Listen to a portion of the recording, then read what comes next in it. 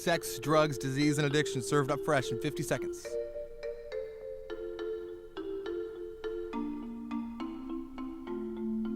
Adam's occasional humor and Drew's plethora of knowledge unleashed in 40 seconds.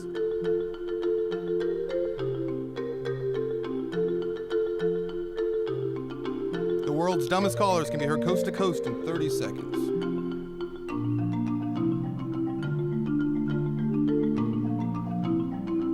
And life gets just a little bit better in only 20 seconds.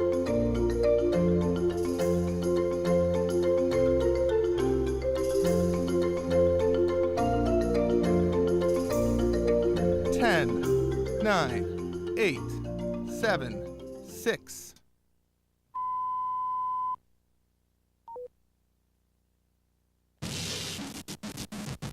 LoveLine is meant for an adult audience. LoveLine may contain sexually oriented content. Listener discretion is advised. Adam Carolla, Dr. Drew. I'm not modeling anymore for the two of you. LoveLine. Yep, it is LoveLine. I'm Adam Carolla. That is Dr. Drew over there. Phone number 1-800-LOVE-191. Fax number 310-854-4455. Dr. Drew is a board-certified physician and addiction medicine specialist. And I'll tell you, the surreal part of my job is I was sitting at home watching Titus tonight, 8:30, Monday nights, Fox. And I finished watching it. I got up. I came here. And here's Chris Titus right in front of me. It's Christopher Titus. Christitis is something you get vaccinated for, but thanks, Adam. I'm sorry. I always screw, I always take the easy way out and drop a syllable or two. But we're just watching it and enjoying it, and I was talking to Christopher about how they film it on the same place as LoveLine and The Man Show. So it's all one big Hollywood Center studio family we got going here. And we can talk about the show, but I did notice something that I didn't recognize you from, but it's one of my all-time favorite movies. Christopher was in Killer Clowns from Outer Space. Yes, I was. Thank you very much, Adam, for bringing that up. Not letting that die. Appreciate it. Your all-time favorites. Yeah. You ever see Shakes that? the Clown? Did you ever see that, Killer Clowns from Outer No, Space? can't say I did. A surreal, bizarre, horror sort of killer. Well, the title says it all, but it's good. Yeah. I mean, you got to get stoned and watch that movie at least once. One of my lines in the movie is, "Wow, check this out." Thank you very much. Had Dustin Hoffman not done that Rain Man piece of crap, I'd be all over it. Well, I'll tell you, I liked it, and now you're really a hero to me because you're in that movie. Thanks, man. What was that, like 88, 89? Yeah, it was my first acting gig. And actually, I drove a Jeep on this cliff in Santa Cruz. First act, never done an acting thing. Director goes, all right, drive the Jeep in, haul ass, spark it, throw a beer to a couple cast members, say your line, get back in the Jeep. So I do that. I get out of the Jeep, and the Jeep rolls into a fence that looked like a real fence, but it was a prop fence on this cliff. The fence goes out about 8 feet, and I hear, cut! And two big, huge, bulky union guys run over, grab me and the girl out of the Jeep, basically just throw me, pull the brake because they'd leased the Jeep. Oh. And so I'm wearing a big goober hat the whole rest of the day. Hey, I'm the guy that almost wrecked the Jeep. I almost cost you $14,000. How you doing? Where did they film that? Santa Cruz. I'm Santa Cruz, California. Oh, yeah. I just got that. I got it from the Kyoto brothers, by the way, who are the guys who did all the clowns. And the Kyoto brothers are 3 Jewish guys. And I was expecting to meet a couple of guys who just got off the boat kind of thing. And I don't know how they spell their name or what's going on, but everyone who looks forward to meeting these guys must think they're going to meet, just some, like you're going to hear big gong when they walk into the office. Titus, there we go. Who the hell did we have on from Titus last week? Jake? Zach Ward. Oh, Zach Ward. Yeah, oh, wow. What an impression. Zach's going to be really happy to hear that. I'll be all over him. Hey, Jake. I'll be on the set. I go, hey, Jake, what's up? No, I was watching him tonight. I was watching you tonight, and you guys, you do good. You work well as brothers. We play dumb well. It works. It's believable. So how this whole thing gets started? I'm looking at it here, but why don't you tell us? I did a show called Norman Rockwell is Bleeding here at the Hudson Theater. Actually, I did stand-up for 16 years, and slowly I almost quit stand-up about 10, 12 years in. I said, screw this. I was going like a tumor on my soul. I hated it. Good. Because I was going, hey, you ever notice when you go to the store and you see something that we all notice and it's not funny, it's just noticeable? Yes. And so I was that guy. Very nice, perfect. And I was going to quit. I was going to actually go back, work in a body shop. And a friend of mine took me aside and said, I don't even know that happy guy. Who the hell is that guy? You're this intense guy who comes in pissed off all the time. Be that guy. And I started writing about my mom in a mental hospital and all this other stuff, and made it funny. And it turned into this show, Norman Rockwell's Bleeding, which got nominated for a theater award. And then Fox came down after everybody else said that, CBS was relentless. And NBC, you want to hear a great story about NBC? Sure. Very nice. Going to their office, they're like, "We love you, man. You're great." So we're having this development meeting. We're sitting around the table. Everything's going great. And I'm going, "Look, I want to do classic television. Let's push the envelope, see what we can do." What you're supposed to say. Right. And this woman picks up this rock from her desk, and she walks over and she slams it in front of me, and on the rock it says "Risk." It's one of those rocks from the Successories in the mall. So she didn't risk anything to get the rock. She didn't go through fire or climb the mountain. She just went to the mall and bought the Risk rock. So they slapped this rock down in front of me, and I'm like, all right, NBC's all about it. So I leave, and the next day they call for tape. They watch the one-man show, and it's about my mom's suicide and about my dad. My dad's drinking and him getting busted for drunk driving on television.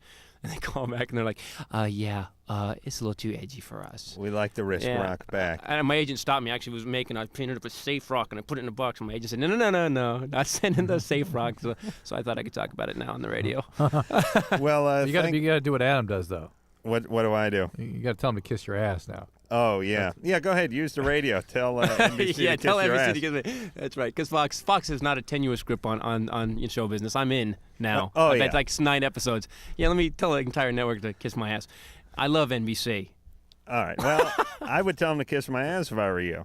I have a It's a peer pressure thing now, Adam. yeah. Well, I've never All right. told NBC to kiss my ass. Have I, Drew? Is there anybody you haven't told to kiss I your think ass? NBC may be the only one left. All And right. speaking of NBC, well, wait a minute. What channel's PI on? ABC? ABC, yeah. You did that tonight? Yeah. How was that? Interesting. Is at the Playboy Mansion. And it's, Yeah.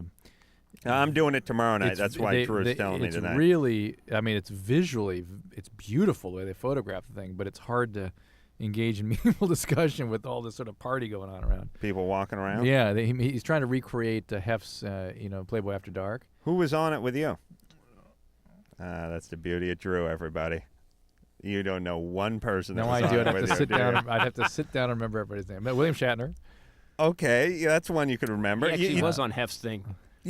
I know. He actually was sodomized in the grotto by Hef himself. I don't know And if that you was know reenacted in full living color. Hard to discuss the political issues while that's It going was on. just hard to. The whole thing was. It's really. It's wonderful to watch. Seriously, it's beautiful. They have it lit and everything, and the peacocks everywhere. And Now, did you do the early? Are they doing 2? They told me I they're did doing 2. night 1, number 1, Yeah, tonight. but what I mean is, They did did they 2. film another one after? and they're doing 3 tomorrow.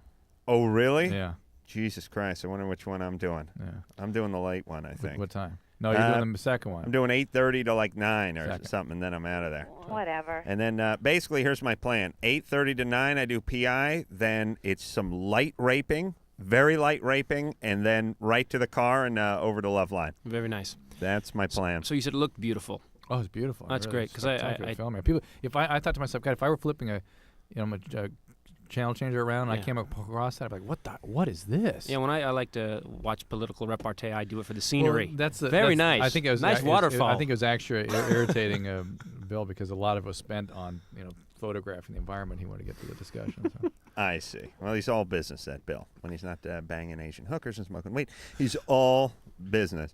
All right, should we go to the phone? You're doing the show tomorrow, right? Actually, I'm going to be on tonight. It'll be aired tonight. The show I just did. Drew is on the show tonight. I'm Yeah. doing the show tomorrow, and Lord knows when that'll air, but we'll figure it out. Steven, Yeah? you're 13.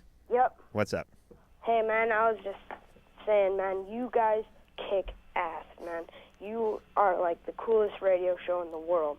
And Christopher Titus, I was watching you today on Fox, and you're hilarious, man. Wow. Thanks, man. Thanks. Covered all the We're- bases. We're the 7th graders. We're kicking some butt. Hell yeah. What's up? And, well, first, I can really fart good, too. Oh, you can? Yep. Well, what do you have for us? All right, here, listen to this. Oh, okay.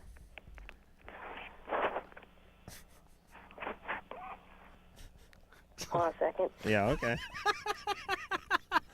Don't hurt yourself. You're only 13. You got many years ahead of you. Don't break something now. How could you? No. Well, maybe. Did you get that? Yeah, but we don't believe it. You don't? No. How could you not believe that? Because it sounded very fake. That's how Yeah, come. Yeah. Aw, come on, man. So what was your question, Stephen? All right, I like Oh, come on. Yeah. I like masturbate and stuff to like pornography on the computer, I see. and my parents like caught me tons of times, and I don't know what to do. All right. Well, you're gonna have to close the door. There you go.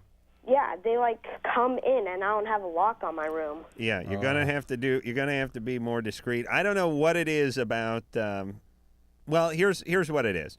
When you're young, when you're young, you're stupid, and it's not your fault. It's just you're 13. You don't know that much. Right. Now, people who get busted over and over again when they're older are old and stupid, and I think that's you have to be stupid to get busted a lot, because what it is.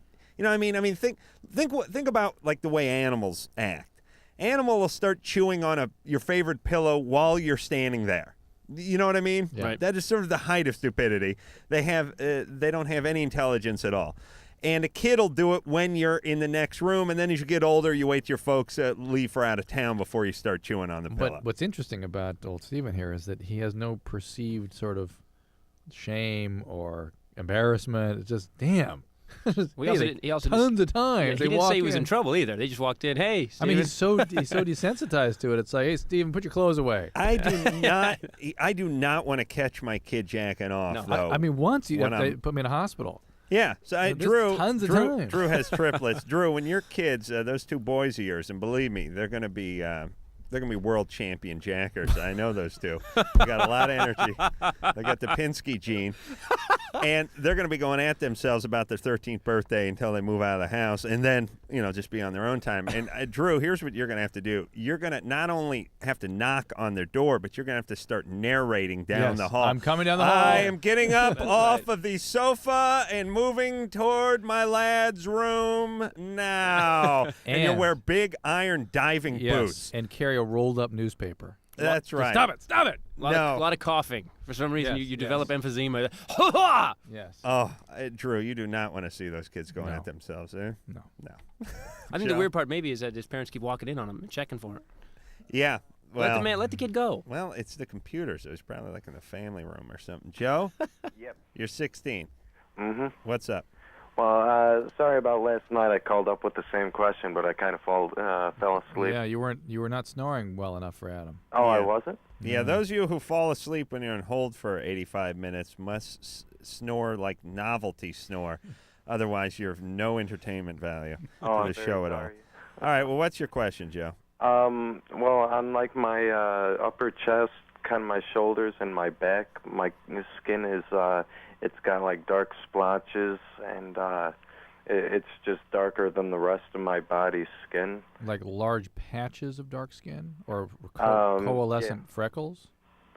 I don't. Depends on the area. Like on my back, right along the edge of my ribs. Like if you took a ruler and just put it straight down, it stops at that one point, and it's like in the center of the back. And okay. Is it just slightly darker? Yeah, it gets worse. In the summer? Yeah, it gets worse during the summer. If you were to outline it, would it sort of be like an outline of a wings on your back? Like a what? Like wings on your back? Sort of like a wing pattern? I don't know about that bad. But well, I think what you're describing is something called tinea versicolor or Malassezia furfur, which is a real common mild fungus that either hyper or hypopigments the skin right in the distribution you're talking about. And it gets worse in the sun. It's more noticeable in the sun. Yeah. And what you ought to do is just try using some Selsun Blue, a selenium shampoo, as a soap every day in the shower, and take a few months, but you see if that doesn't bring it under control. All right? So I can wash myself with shampoo and it'll stop? It's a fungus, and it comes out with... It's a certain kind of shampoo. Selenium. Yeah, I got that already. Selsun Blue. You know, the dandruff shampoo? Sounds too easy. If that doesn't do it in 3 or 4 months, then there are many other things that can be done for it, but that's the easiest Try thing. that first. All right? All right. Yeah, you know, you get a little older, your skin doesn't rebound. I was...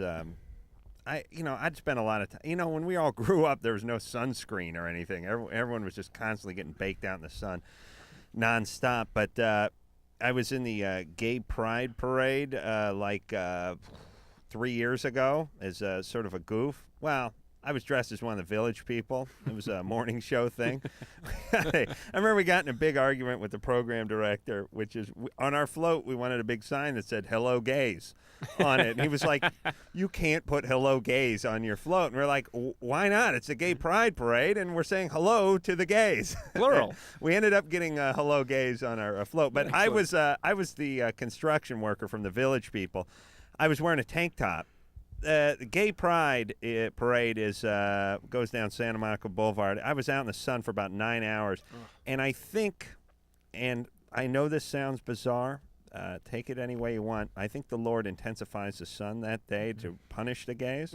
It's a theory. Punish or highlight, shed a golden light upon their Exactly. prey. Well, Exactly. There's golden something going on over there, but it's not light. It's in a liquid form, Drew, and I think he intensifies his burning rays to punish the gays. That's just a thought of mine, and I think Why would you the only one sunburned? he mistook me for one of the gays. I was on the float. They're Dressed all as a careful- Village person. they're all Even God's care- going to see Hey, that. Right. Adam, they're very careful to wear sunscreen. I know, but I, being a straight guy, did not put the sunscreen Right. on and got the wrath of God with the rest of the gays. You understand? And I still have a wife beater sort of strap mark going over each shoulder. I mean, you can see a faint outline of where it's like God burnt that gay day right into me. Like a scar. Yeah. My great-grandparents used to use vinegar on me when I got sunburned.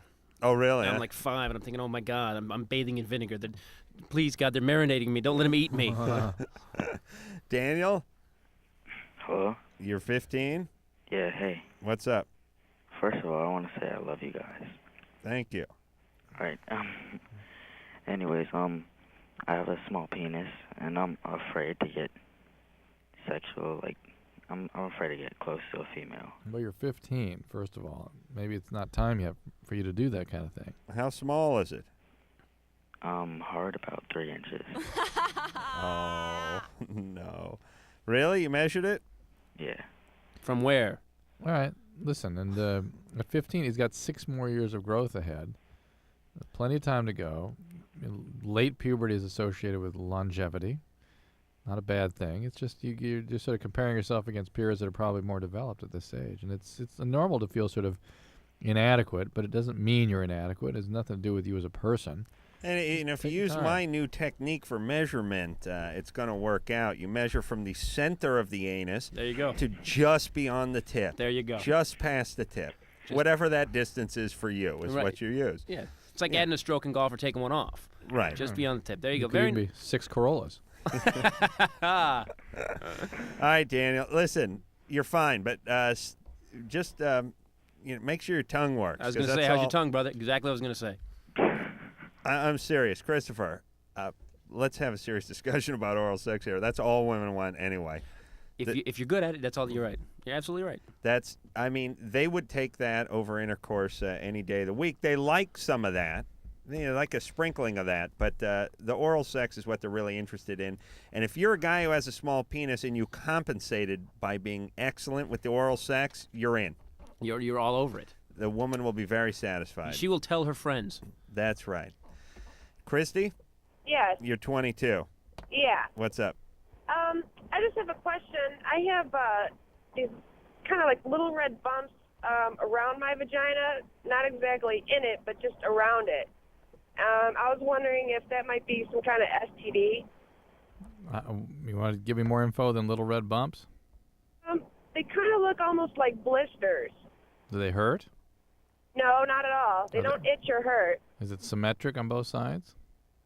I'm sorry, what's that? The same on both sides? Yeah. You have just as many on one side as you do on the other, basically? Well, it's kind of like in a circle almost. There's not a whole lot, maybe about 10 altogether. I see. And if I try to pop it, they'll come back in about a week. So you are able? Do you pop it or do you scrape it off? Kind of scrape it. And when you scrape it off, what comes off? Kind of like blood, not really pus or anything. I'm not sure what this is. At first, I thought maybe you were talking about molluscum contagiosum, which is a little, looks like a zit with a little hard top that peels off. Yeah. No, it's not really a hard top. It's a little bit bigger than a Again, pimple. it is very frustrating. Bigger than a pimple. It's kind of it's not as raised as a pimple. It's more smooth kind of like a smooth bump. Boy, you're going to have to see a dermatologist, Christy. I have no idea what you're describing. As usual, very, very limited success in listening to people describe their skin problems. Well, you think it might be a venereal thing? I think it might be. Well, make sure a doctor looks at it before it goes away, then, so he can make that determination. Okay, thank you. Wow, she sounds so perky compared to the guy with the short penis. He must be feeling a lot better right now, going, "Hey, all I got is this." Well, if he could go to a doctor, get a little ointment to rub on it, That's true. Make it 6.5 inches, he'd be in a good mood too. Oh, it breaks my heart to hear a guy who's just broken at 15, though. God, he sounded just. The penis does some growing between 15 and death, doesn't it, Drew? 15 and 21, a bunch. Some guys. A bunch? Some guys, the whole thing is then. The whole. Really? That's what it makes. From childhood to manhood goes on then. Mine made its move between 6 and 9, I think. Oh, man. Yeah. And then you were like some. Then it circus stopped. freak. It stalled out. And what happens? No. What? It stalled. Oh, no, it stalled. Yeah, it stopped. It made its move. Yeah. That was it. Yeah. It was like a horse. Blew an axle, and that way it's over. Like a horse that makes its run, just out of the gate, and then just falls behind the pack. Hey, Drew. Yeah. I had the misfortune of looking at an old man naked for some time on Friday. Why? Well, geez, I don't want to give away the joke, but what the? Is it a man show, Joe? It was a man show thing. We're doing a Museum of the Annoying Guy, and basically it's a guy who talks to you at the gym too long, the old guy. And I noticed, though, because I have been to the Burbank Y a few times where old guys like to talk to you wearing nothing. The penis seems to the shaft seems to go away, and the head is all that seems to be left as you get a little older. It sucks back up. Yeah, it starts to head back up. Now, if you live to, let's say, 140, would it start poking out of your ass eventually, or is it just sort of consumed by your abdomen? It turns into a vagina. It does, wow. by 140. Wow. Yeah. You're saying, so... So it's worth going seriously, out what happens to the penis when you get older? What do we have to look forward to here? You know what I mean? You get this. It's like a patch. It's like as if. It's like, here's what it looks like. It's all gray pubic hair. It's like if Santa put a hot dog in his mouth and then swallowed, just about 4 or 5 inches of it. So there's just like an inch of hot dog hanging out of Santa's mouth. That's what it looks like. That's actually somebody doing rather well. Oh, you man. got please. At 80, I'm putting on a big hose clamp, and it's not moving anymore. I'm just going to lock it down. You better put that hose clamp on at 65. I'm going to put like a sleeve on and some tape. You got to factor the whole panis element in that starts to fold over. I mean, your gut starts draping over the thing? So it's not really the penis Why? I know. Where's it going? Why is it leaving? What did we do? Yeah. I mean, why does it? Very bad boys. Why does it start retracting that way? Some retirement program we don't know about? What exactly? I'm sure it's a function of lowering testosterone levels. The panis sort of dropping down. You need like an Indian guy with a flute to get it out of there. Ba, ba, ba, ba, ba, ba. It's like it's not coming out.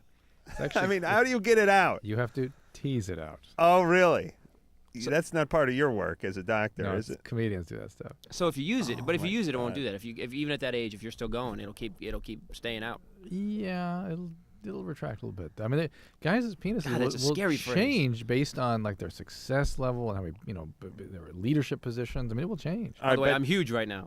It ain't going to get any bigger doing than well, this. huge. Yeah, this is it. Take a picture, brother. That's it. I'm done. There can't be corolla changes. Not 3 corolla change. But. Thank you. Yeah, center of the anus, just beyond the tip. But hey, Drew. But so, if you had to put a timeline on when a man's penis was at its best, because when you're at 17, 18, sure, it works great and stuff, but it doesn't have the hang. I mean, it hasn't felt the effects of gravity long enough. And is that gravity, or is that maturity and prowess and that sort of thing? I think it's gravity. And then as you get older, it starts to retract, as we were talking about earlier. Yeah. So would you say, 40 years old is when the penis is sort of at its prime, not from a functional standpoint, from a sort of hanging out at the gym, kind of a aesthetic standpoint. Gym appearance. Yeah. Yeah, probably 35 to 45 in that range. Yeah. For different people. All right. I'm 35. I got to get to the gym and walk around naked for a while. Sorry, I got to get my kicks in.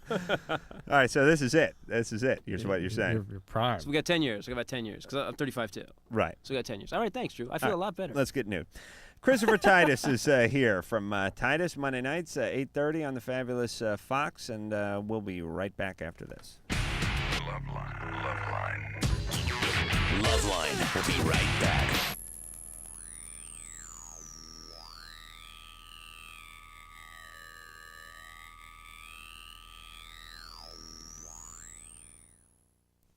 There ain't no bugs on me. There ain't no bugs on me. There may be bugs on some of you mugs, but there ain't no bugs on me. Avon Skin So Soft Bug Guard Plus keeps the bugs off and the sun away. Vitamin E and aloe are good for skin. DEET-free formula's bad for bugs. Oh, there ain't no ticks on me. There may be ticks on some of you chicks, but there ain't no ticks on me. For Skin So Soft, talk to your Avon representative or 1-800-4AVON. A Chinese philosopher once said, "Do not use a hatchet to remove a fly from a friend's forehead." Interesting quote, but not the most interesting quote you'll hear today. Not if you call Geico Direct for a quote on your car insurance. Got 15 minutes? Call Geico at 1-800-947-AUTO. That's 1-800-947-AUTO. You could cut your car insurance rate by 15% or more without wielding a hatchet. Geico Direct, the sensible alternative. Hi, I'm Serenity, and these are my friends, Missy and Stephanie. You know, a lot of things happen to us every day that we have no control over. But HIV and other sexually transmitted diseases aren't things that just happen to you. You do have a choice. You can choose to use a condom, have safe sex, and take control of your life. Asking for a condom isn't stupid. It's smart. It shows that you care about yourself and your partner. You can do something about sexually transmitted diseases. Use a condom. Every partner. Every time. We do. A message brought to you by Wicked Pictures and AIDS Project Los Angeles. Oh, come on, have a drink. No thanks. Just one little drink. I don't want to. Chicken, everyone else is. I said no. What a nerd. One little drink won't kill you. You've heard it all before. Be cool. Join the crowd. Have a drink even though you're not 21. Let's go. She's no fun. Make the right choice. Don't give in. Underage drinking is dumb and dangerous. Look out! A public service message from the National Association of Broadcasters and this station. Somewhere in our community is a mother whose drug abuse once left her unable to care for her kids. There's a father, too, whose alcohol use drove his wife and children away. There's a boyfriend whose drug use frightened his girlfriend into giving him an ultimatum: get help or I'm gone. Help is available. It's in the form of treatment programs for drug abuse and alcohol problems, and the good news is that these programs are making a big difference in people's lives. With proper treatment, mothers and fathers, sweethearts and coworkers, friends and neighbors are overcoming drug and alcohol problems and reclaiming their lives. Isn't it great that treatment works? To find out about drug and alcohol treatment programs that can help, call 1-800-662-HELP. That's 1-800-662-HELP. There is help, and it works. A public service of this station and the Center for Substance Abuse Treatment. Dad, I don't think our campfire's totally out. Are you kidding me? I know when a campfire's out. Did you drown the fire with water and stir it with a stick? No, it's out. We don't have to...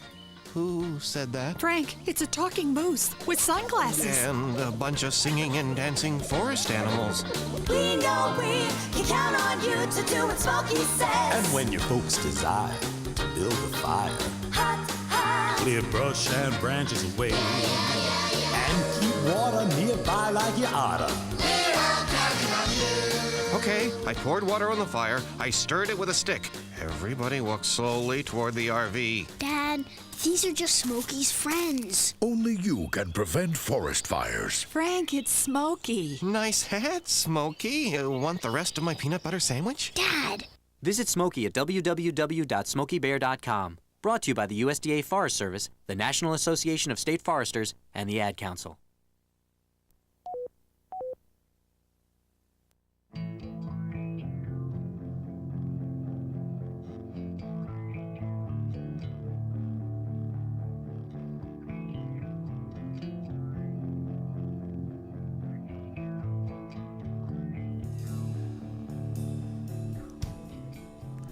Yep, it is LoveLine. I'm Adam Carolla. That is Dr. Drew over there. Phone number 1-800-LOVE-191. Christopher Titus is our guest tonight. From Titus, Monday nights, 8:30 on Fox. Thanks for the plug. No problems. Adam, I'm pissed at you for denying us our feelings. Oh, please, Drew. Seriously, Ann, aren't you? Ann, pay attention. Oh, listen, don't enlist Ann into this. I mean, I denies us opportunity to like feel things and mourn things. I know, that was kind of strange. We find out about stuff always late, always like way down the line. We're talking about the Fox, Bill the Fox Foster from The Man Show and many other beer-related endeavors passing away. Bill passed away, I think it was last Thursday. Oh.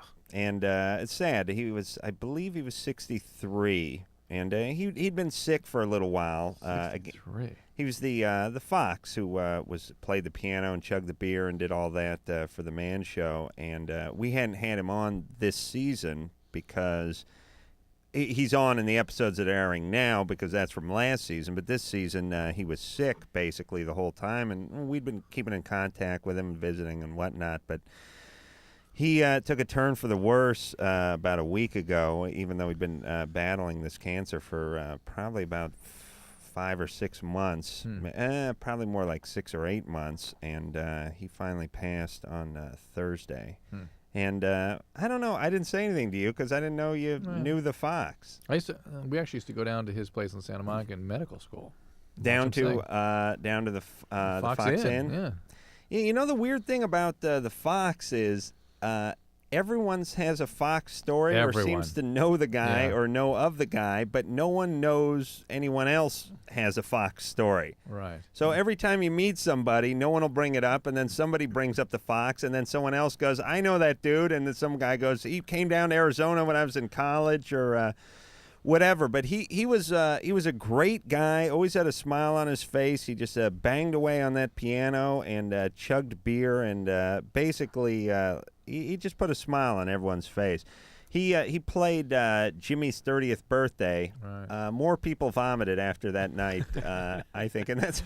I know it doesn't sound like much of a tribute, but very nice. I never had more fun at a party. It's the way to go. You know, you're always thinking of I don't know, bands or renting out some miniature golf course or something. Jimmy rented out a VFW hall or something. It held about 200 people. His piano, got a keg of beer, and that was it. It was like game on the entire night. Oh, and had it catered by Arby's.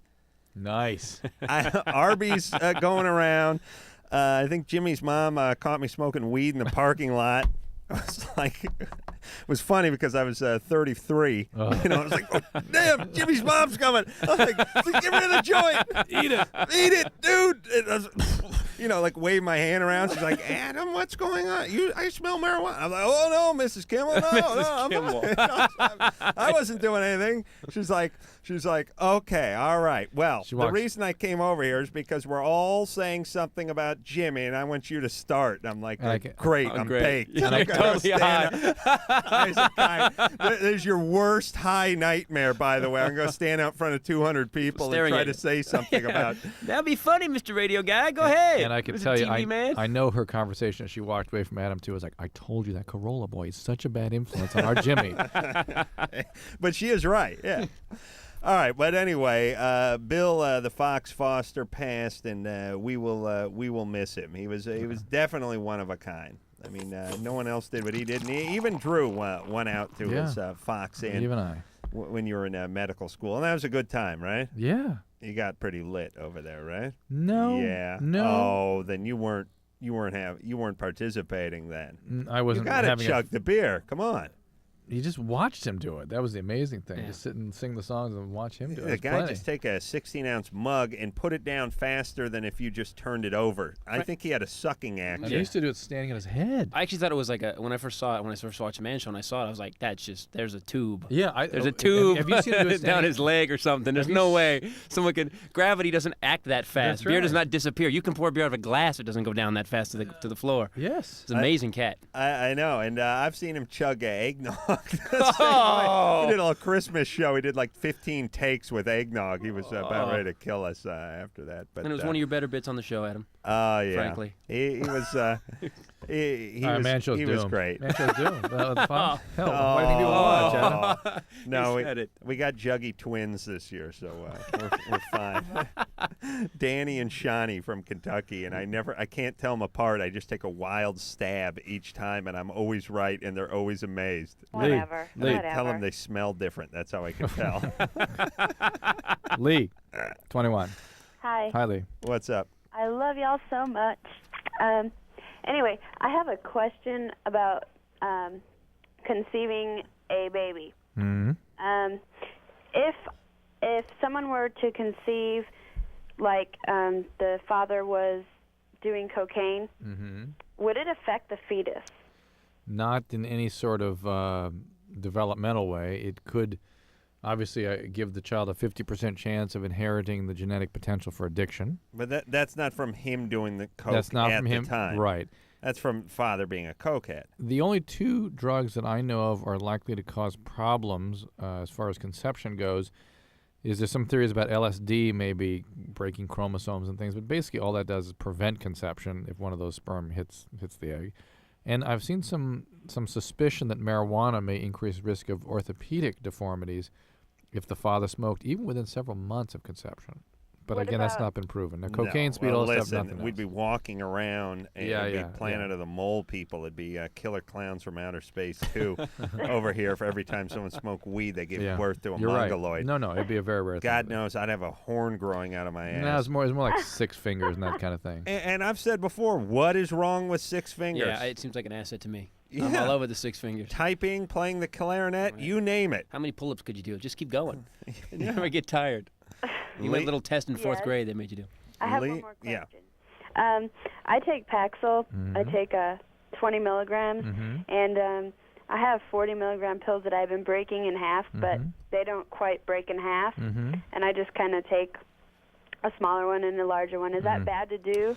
With Paxil, that's not a great idea because Paxil is an ultra-short acting antidepressant. So really, it's not that bad. There's a slight difference, but if there's really a big difference day to day, you might have some withdrawal symptoms. Don't they on have a small pill day? apparatuses to do that? Yeah, pill cutters. Talk to Yeah. your pharmacist, or they should give you one. Yeah, I saw a whole report about how much money you could save by just buying higher doses and cutting it Some in half. pills, yeah, some pills. Yeah. Not all pills. Be careful, guys, because some pills are complex in a certain way. You can't cut them in half. I do that with Quaaludes, though. I cut it with a little Jack Daniels is what I cut it with. Oh, JD? Nice. Still, I've never had a Quaalude. That's my dream, though. That's my goal. JD? Jack Jack Daniels. Daniels. Yeah, I don't know. I swear maybe I was just looking at that. I don't know how my mind's working. JD, you're 18. Okay. Hi. My boyfriend is 25, and he gets mad every time we're about to mess around when I'm not wet, and yet when he's not hard, he gets frustrated, and I just encourage him. And Well, first of all, he's 25 and you're 18, so the guy's suspect straight away. And he gets mad? Doesn't that help you just get wet when he gets mad? Yeah. That's not the move right there. 25, that's why he's going after 18-year-old, not quite getting it. not 25 yet, but I see. 24 and a half. And does he yell at your vagina? no, Scold he it? doesn't. No, he doesn't. And he gets frustrated or he gets mad? He gets upset. He's like, well, I don't turn you on or what? Oh, boy. He's an idiot. I'm sorry, he's an idiot. What branch of construction is he in? I mean, it's either when we're hot tubbing. JD, What's he do? What's he do? He's a bartender. Oh, fantastic. And where'd you meet him when he was getting you in? No, we've had mutual friends for 2 years. I see. So he got the hots He's for a you. great guy, and I'll just. No. He's a great guy. He's a bartender, you're 18, and he's 25. Yeah. Oh, great guy. This is not Upstanding citizen. Not great guy behavior. Future senator, I think. And he gets upset when you don't get excited because he takes it personally. Not like cursing or anything, but he's angry. All right, but what's wrong with his penis? I have no idea. Well, you said it doesn't work sometimes. Energy juice. He what? He takes an energy juice every day. And does that hurt his penis? Doesn't hurt it, but sometimes that's pretty much when it happens. Oh, that's ridiculous. When he drinks like a V8 or something, his penis falls apart? No, like ultra fuel. Oh, please. That kind of stuff. Does he work out a lot? Yeah. Every day. Oh, I hate this guy. All right. So what's your question? I mean, how do I don't like him being frustrated at me. I mean. Well, why aren't you excited? What's your estimation? I am. It's just, well, because he doesn't touch me. That's how else am I supposed to? What's he do to you? Well, he'll go down on me. Oh boy. But I mean, still. Yeah, that's then not. He'll stop and. Okay, listen. Here's the thing. You're not describing a great guy, yet you defend him constantly. The guy sounds like an a-hole to me. A total a-hole. He really does. I want to back that up. And he for a few reasons. And you never stop defending him. Why don't you just admit he may be a bit of an a-hole? And the question is what's up with you that you're attracted to a-holes? Where's your dad? He's here. Where? Is he a bad guy? No, my parents are still together. They've been married 20 years. He's not an alcoholic? No, nothing. He'd never done anything bad to you? Smoke, never. Okay. Well, then find yourself a nice 19-year-old guy who's Jewish. Oh, okay? and I have just one quick question, another one. Okay, this weekend my parents went to Vegas, and I stayed at my sister's house, and I had him sleep over, and their temporary roommate ratted me out and told my sister, and she told my mom. What the hell are you talking about? Yeah, I'm sort of there. Who's temporary roommate? Her sister's. My sister. How old is your sister? 19. And so what's up? And so she told my mom, but the thing is, and that made me mad, and I told her not to. And she's selling pot out of that house. Yeah. The sister is? So nice get even move right there. The temporary roommate, and I'm thinking about telling my mom so I can have her kicked out. Hold on, I'm trying to get the. Hold on a second. Let me talk to Drew. Keep her on the line for another 30 seconds. We can lock in her coordinates, and I can call in an airstrike, and we'll just clean up this whole mess. I haven't done it in a while, but I'm starting to think the only answer to some of these problems between the sister and the roommate and the out-of-it parents and the whacked-out boyfriend is I'm just going to call in an airstrike. Napalm the neighborhood, actually, because there's got to be some residual damage around, like 3 houses around at least. Yeah, but 3 deep. Innocent people die all the time in the name of good causes. That's right. And that's just the way it works. And I can't say that it's something I'm proud of, but anytime there's a war, anytime there's a threat against this country, that's what happens. Good people die. Yep. It is a small price to pay. It's sad, but I got your back, Commander. Those people are heroes. Drew? Neighborhood napalm. Wow, Drew's on board. Drew's on board too. And I got to tell you, this was a close one. I wasn't thinking of calling in a strike, but the more I think about it, I don't know what she's talking about. All right, well, let me just say, listen, JD. Here's the deal. We don't care. No. Don't get pregnant. That's the only thing we care about. Yeah. Okay. All right, and don't get even with the roommate. Just get your ass together and go off to college somewhere. Yeah, look a little more you? seriously about the kinds of choices you make in guys and why you make those choices. And this may be just part of the growing up process for her. I mean, some people make bad choices when they're 18 just because they're 18. Right. I would have made bad choices with women had any of them taken me in. Had you had a choice? Had I had a choice, they would have been bad. Yeah. Yeah, I mean, thank God they saved me from For you? myself. All those women, Was this hand or this hand? unattracted to, not attracted to me. All right, we're gonna take a little break. Who are we gonna talk to? I see a groin thing up here. Got hit in the groin. All right. That was swollen nuts. All right. That sounds good. All right, we'll talk to Jeremy with the swollen nuts. Christopher Titus, our guest tonight. We'll talk to Jeremy after this. We'll be right back with more LoveLine.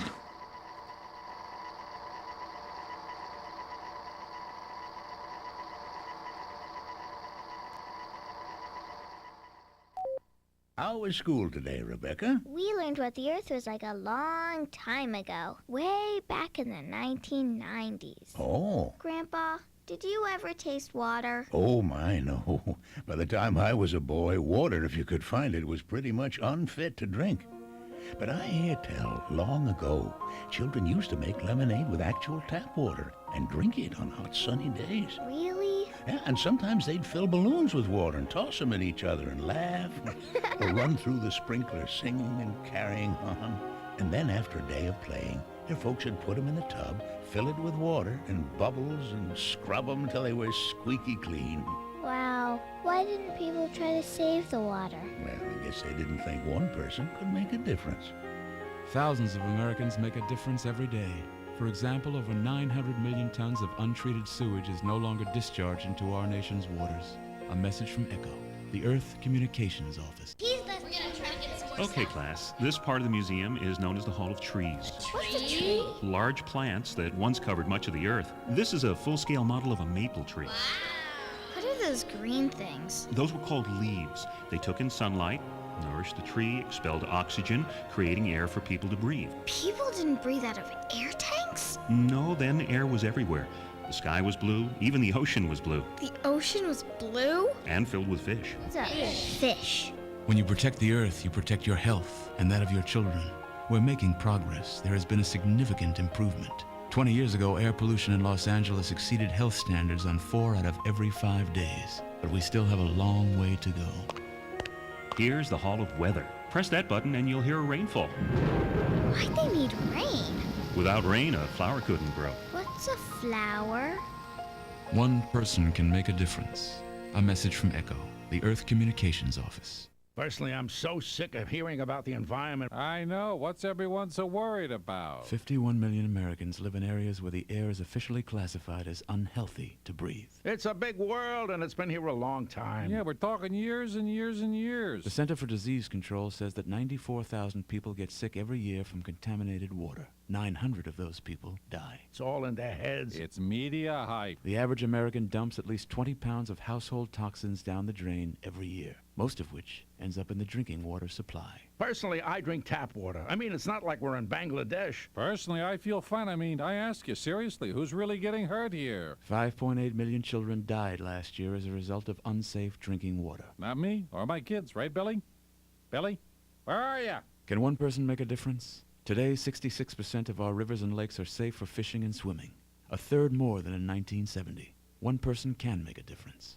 A message from ECHO, the Earth Communications Office. And now, Vince and Larry, the crash test dummies, with a lullaby. Crumple, crumple, little car. When you crash, it's au revoir. If on dumb luck you rely, through the windshield they will fly. Keep your children off the streets. Put your kids in safety seats. Crumple, crumple, little car. Don't be dummies like we are. Gee, Vince, I'm kind of sleepy now. Okay, Larry, just crash anywhere. You could learn a lot from a dummy. Buckle your kids' safety belts. A message from the Department of Transportation and the Ad Council. Oh, come on, have a drink. No thanks. Just one little drink. I don't want to. Chicken, everyone else is. I said no. What a nerd. One little drink won't kill you. You've heard it all before.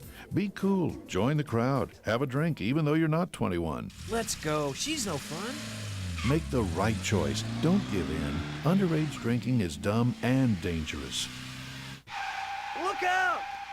A public service message from the National Association of Broadcasters and this station.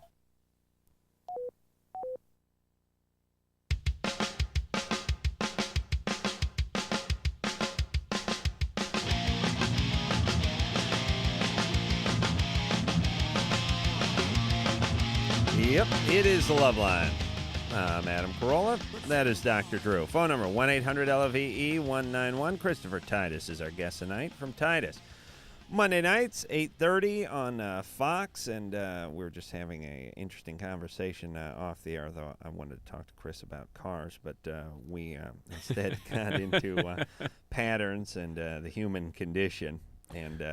And how humans change, and Chris had an experience with changing. Yeah, well, that last call was like she was looking for problems in her life and actually looking to create them. I think that we've come in like a nation of victims. Everyone's bitching and whining about their lives, and because you get a lot of attention when there's stuff going wrong in your life. If everything's going right, that's what you're supposed to do. So no one they go, yeah, great, good life, continue with that.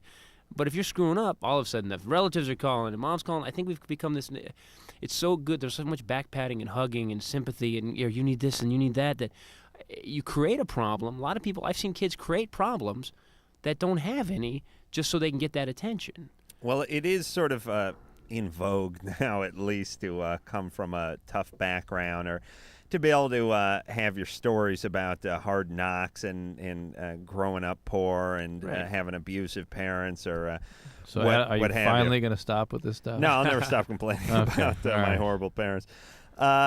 But it is true, and Christopher was saying that can't you just make a decision, and can't you just pull yourself out of that, or at least not make it the sort of bane of your existence? Yeah. And basically, my theory is this, and I know you've had a less than great life growing up, but you're an intelligent guy. And my theory is I'm an intelligent guy, and I had kind of a crappy childhood, but I sort of have the mental horsepower to pull myself out of the mire. If you're a little bit, if you got a 40-watt bulb as opposed to a 100-watt bulb, right, it's hard to get yourself out of the mire. And I know that may be oversimplifying a complicated situation, but if you're a stupid guy and you're raised in this chaos, you'll stay in this chaos. And if you're smart, it will be your life for a while, but eventually your sort of intelligence will pull you out of it. You'll be attracted to other people, and you'll do things. And that's why you hear about certain people, whether they be, politicians or professionals or whatever they were, who grew up in a sort of a squalor, and pulled themselves an old English castle. pulled themselves out of that mire and got themselves a life. But those people tend to be kind of intelligent, and you just can't count on the majority of society having that kind of intelligence, at least enough to pull themselves out of where they are. Yeah, but it's just all perception, too. You can actually change. All the crappy things that happen to you, you can actually look at it from a different side. Now, that may be an intelligence issue, but also if you have a friend that's doing that, you can kind of point them in their show. Look at it from this way. Without my dad beating my ass and doing what he did, I wouldn't be able to deal with network executives. They bring it on. They don't scare me now. I just think a lot of people you get a lot more love when you're in pain. Well, that's true, and I'm with you. And I don't sympathize too much for other people here. No, I don't. You do have an intelligence that was able to take you from that place to this place. But if your behaviors are such that the only way you've ever known love is through these sort of negative interactions, does it make sense that there would be sort of a compulsion to continue down that path? But like my dad. When my dad, we'd get in this horrible fight or something, he'd do something heinous, and then I'd go to bed, and there'd be like some motocross race on TV, and like to make up, he'd never apologize. He'd come in like 11:30, hey, wake up, there's motocross on, come watch motocross with me, and he would never apologize. He just motocross. Or Evel Knievel's jumping something, get up and come watch Evel Knievel jumping something. Don't you? Every once in a while, because he could have died at any moment. Damn. Yeah, I missed that. But that was at least your father's way of showing that he loved you and he was apologetic. Well, he dumped a milkshake on my brother once. My brother fell asleep, didn't finish his McDonald's, and my dad dumped the milk. His kid's sleeping in his bed, and the milkshake was on the bed, and he dumped it on Dave. I'm like, Dad. You sure that was milkshake? It was milkshake, baby. Okay. He was too young. Jeremy? Yeah. It would have been a good excuse. Jeremy, you're 15. At 16, I made a mistake. I see. Anyone can do that. On your own age. Yeah, I remember when I was 16, I used to think I was 15. Oh, I just turned 16. So. I see. So you were hit in the groin?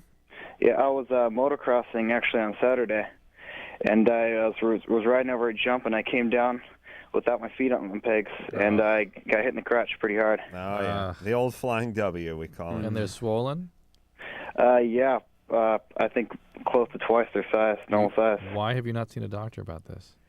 Just haven't had a chance. I was sick on Sunday. I had a stomach ache on Saturday after that for about an hour and a half. Yeah, that might be your testes necrosing. Dying. Oh, really? Right on the vine, huh? Yeah. Really? I mean, they can fracture. They can blood supply gets swell to the point the blood supply gets cut off. You got to go, man. You got to go. They're still the normal. They're still normal shape and everything. You got to go. I cannot believe you're still on the phone, man. You just hear an empty phone hanging from the cradle right now. If Drew just said that your testes could be dying on the vine. Did you hear the man, Doctor? It's not Adam that said it. It was actually Drew. Well, I said dying on the vine, but it was just a thought I was continuing of Drew's. You were just dramatizing. I tell you what you'd hear if this was me. You'd hear the phone swinging, then you'd hear the helicopter. Exactly, medevac. That's exactly what I'd be doing. That's right. And then you'd hear the chainsaw cutting a hole in the roof so they could lower the basket down from the winch in the helicopter. Exactly. That's right. When you say the words, they're double the normal size, and I had a really bad stomach ache for a couple hours. That is serious stuff. Yeah, you kind of just casually tossing that aside. House is burning. What should I do? That is serious stuff. Yeah. They still have feeling and they still work. What do you mean it still works? They're still functioning like they should be. How do you know that? You masturbated. Because they're still producing my sperm there. Did you have a sperm count? Sperm count. I've never had one before. Yeah. How would you know that it's producing adequate sperm? Just because you produce semen doesn't mean you're producing sperm. All right, Jeremy. Go to the doctor, have him look at it, all right? Please, my brother. Yeah. All right, shut up. Go to the doctor. Oh, my God. Brett? He should go now, frankly. Yeah. Brett, you're 19. What's up? Yeah, I got a question for Dr. Drew. Yeah. I'm a recovering alcoholic, Mm-hmm.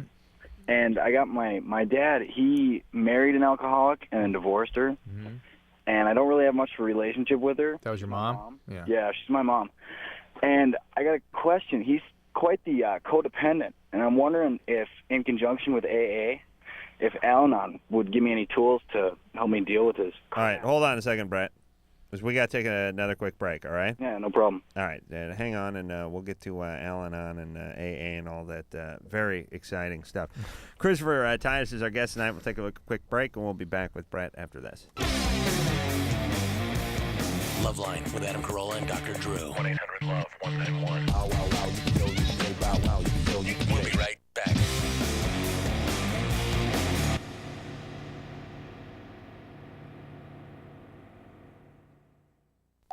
These are the sounds of today's kids.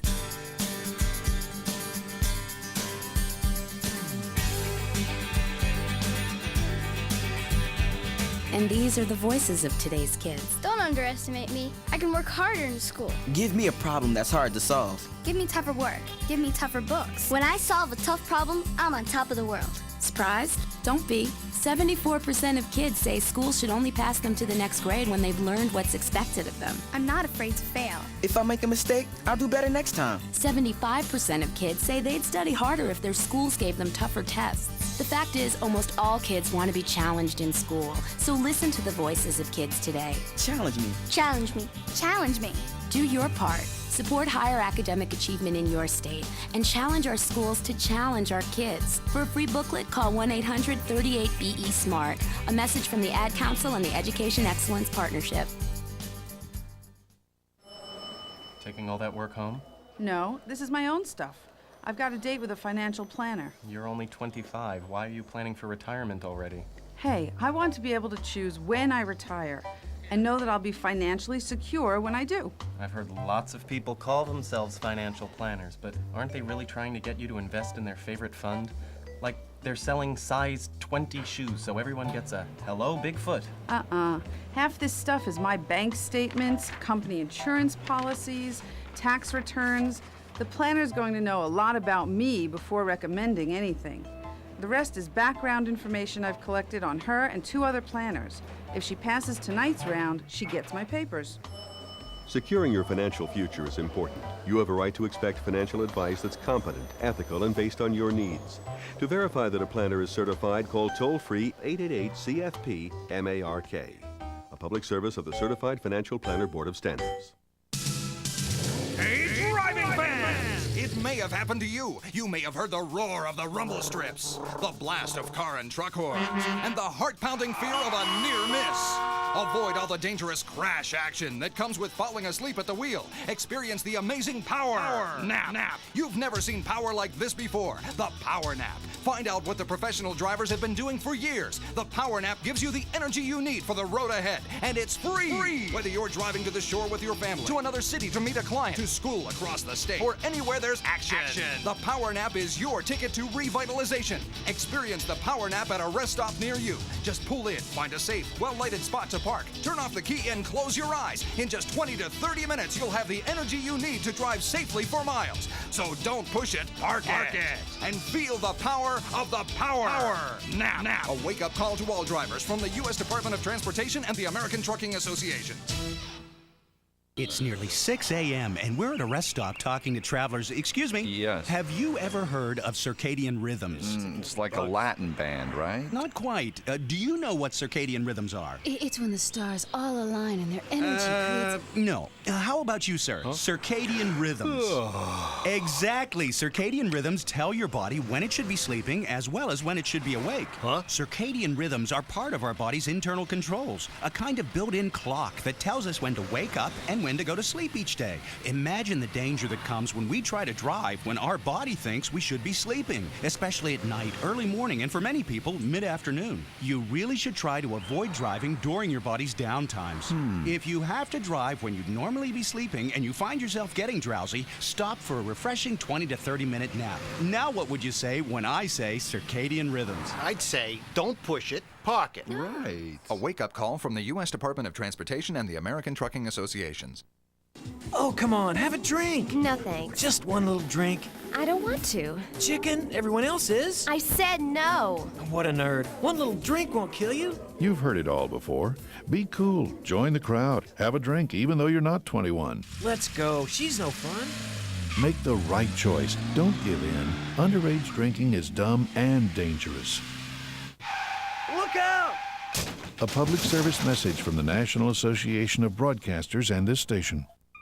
It's the 7th season of HBO's Dennis Miller Live, a new millennium with presidential probes, celebrity scandals, social deviance, and Dennis Miller rants. Automobiles for you, automobiles for me, automobiles for America, automobiles for all of mankind. Thank you. And now back to the Dennis Miller Ford Automotive Variety Hour. Join Dennis for all new live editions filled with his scathing perspective, razor-sharp wit, and celebrity guests. Dennis Miller Live, Friday nights at 11:30, only on HBO.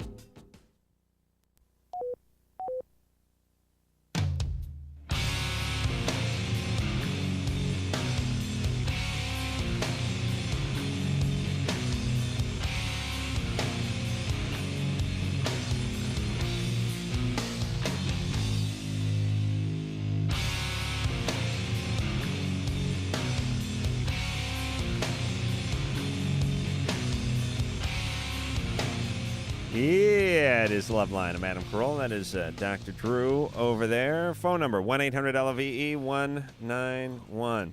Christopher Titus is our guest tonight.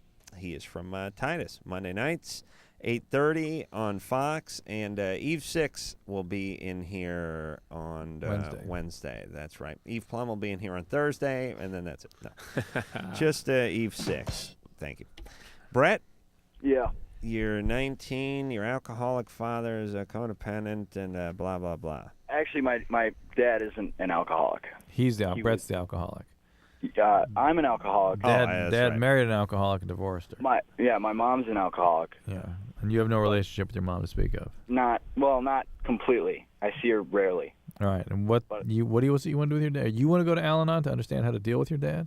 Yeah, that's what I'm wondering if Al-Anon will give me the tools to. He's got behaviors that are almost like people that just come into AA. Do you think he's an alcoholic, maybe a dry drunk? Yeah, well, he's like a dry drunk, but he doesn't ever drink. I mean, he never has. He's never had a problem with it. Well, it wouldn't hurt to go to Al-Anon, certainly. Work the program there and sort of get you sort of disengaged from him a little bit, perhaps. What exactly is the problem again with him? What is Dad doing? Yeah. Well, what he does, he seems to forget that like a year ago I was like lying in the gutter, like dying, and he doesn't seem to see the steps that I've made and the length that I'm willing to go to do whatever it takes to maintain my sobriety. Okay. Well, what does that have to do with you and him, though? I mean, what is he doing? Yeah. He's not acknowledging you? Well, he's being a pain in the ass. Like what? What's he say? What's he do? Well, he'll bother me day in and day out about the tiniest little details of my life, and I just want to like grab him and go, you know what? It's none of your business. But what's that have to do with your alcoholism? Well, nothing. I mean, I just want to know if Al-Anon would give me the tools to help me overcome my fear of him. Well, your fear of him is, I don't know, it seems like this is about you. It seems like Dad's not giving you enough. Good job. Attaboys. That's what it kind of seems like. It doesn't seem like he's really doing anything wrong. It just seems like you're not getting enough acknowledgement. Is that it? Yeah, that's about it. Well, okay. It's not, well, yeah. All right, but you feel he's jeopardizing your sobriety? Well, not really. All right, and he's just sort of overly involved with your life? Well, yeah. I mean, I just kind of want to have a better relationship with him than I do right now. Well, are you living with him? Yeah. Well, you got to get out of there. I mean, listen, you're 19. Believe me, that'll solve everything. Or tell him. You know, I think a lot of people, the communication, most problems can be traced back to communication. If you just walk up to him and go, hey, I want a really good relationship with you. You're going to freak him out, number one. He's going to get that really dad, hey, blah, blah. He's going to do that. But, just keep saying it to him. If you can tolerate it. I mean, some co's can't tolerate it. No, but you got to get out of the house. Yeah, I agree. Yeah. Hey, and with today's technology, you never have to talk to your parents again. I mean, with not only caller ID, but I was talking to someone the other day has a certain ring for her mom. Okay, knows when mom is calling. You know what I mean? It's diabolical, but it's smart. If you got a pain in the ass for a parent, you hear that certain ring, it's like, hey, hand for the phone. So the phone recognizes the number, gives a certain ring. Right. And I want one of those. It's not that you aren't going to talk to your parents. It's just they don't. You'll talk to them on your terms. Yeah. You'll call them when you want to call them. Well, or the phone rings and you can steal yourself. You don't pick it up real innocent. Hey, how you doing? All the fences down. You pick it up, you tractor beam up, you put the shields up, then you pick the phone up. Right. My mom loves me. She called me today at the office, and it was like, I'm the world's worst son. She's like, hi, Adam. You have a minute? No. What a prick. Did you were being straight. Well, that's what I said. I don't have a minute. Because my mom's minute is a couple of fortnights. I said I have a few seconds. So you want to talk about scheduling or going out to lunch or doing something like that. But the point is let's just get to it because I'm in the middle of something here. And they're all right. They can handle it. Yeah. But Brett has to realize that this fantasy that he needs from his dad, it may just be fantasy. It may not be about the real person that his dad is. And in fact, talking to his dad about it, his dad. Some people, people who are narcissistically oriented can't tolerate that. Having a child who is separate scares the hell out of them, and they just freak out and start to get very sort of defensive. And Brett gets in a position where he's starting to have to control him and assuage him and things. And that's just who he is, and you may just be stuck with that. It may never be what you idealize it, or what you feel you need. You may have to go back to your sponsor and people in the program to get what you need from other people. And try to love him for who he is and who he isn't, man. The bottom line is your parents gave you life. You kind of owe them that, no matter what they do to you. They gave you life. I believe that. Yeah. Adam, let it go. Dad didn't pull out, so I guess I should kiss his ass a little more. I didn't say that. Yeah. You just shouldn't be ripping into him if he's doing what he does. I think my dad had that same thing where he was overly connected with me, Drew. I remember very well. I was 18 and a half. Your stepmom, why don't you move out of the house? Okay. Oh, man, you had the stepmom thing? He couldn't take it. I think his love was too strong. He felt he was clinging with too many hands. So I think he just decided he probably had a little nip of courage and came up to me and told me his stepmom wanted me out of the house. He was going to burst with joy for you. He had to get you out before he burst. Angela? Yes. You're 19. Yes, I am. What's up? My boyfriend, he's very abusive towards me, and it's not that I don't want to leave him, it's that I'm scared to leave him. What is it you think might happen? He says that if I leave him, he's going to kill himself, or he's going to, he's making threats if I leave him. Of what? That he's going to kill himself, or he's going to kill me, or he's going to hurt somebody, or something. Uh-huh. How old is he? He's 22. How long have you been with him? 4.5 months. How'd you get hooked up with him? We've known each other for years. I see. And how does he know you're thinking about getting out? Because there's a lot of, because I'm growing, we're growing apart because we've been friends for a long time and things are changing between us. I see. And I tell him, things have got to change, or else I'm going to leave. I can't take it anymore. I can't put up with it. Well, if you leave me, he says, if you leave me, I'm going to do this or I'm going to do that. What abusive things has he done to you? He hits me. He punches me. He's put a knife to my throat. He pulls my hair. Is this something, were you abused like this by your dad? Oh, no, my dad's a wonderful man. I love him to death. Your mom? No, Really? Wow. How did your antenna get bent so badly that you got hooked up with this guy? I don't know. You 50 pounds overweight? Nope. You feel sorry for him? No, he wasn't like this in the beginning. 4 months? There got to be a hint. No, he was really sweet. But believe me, at 4 months is the beginning. Yeah. You know what I mean? He's already killing you.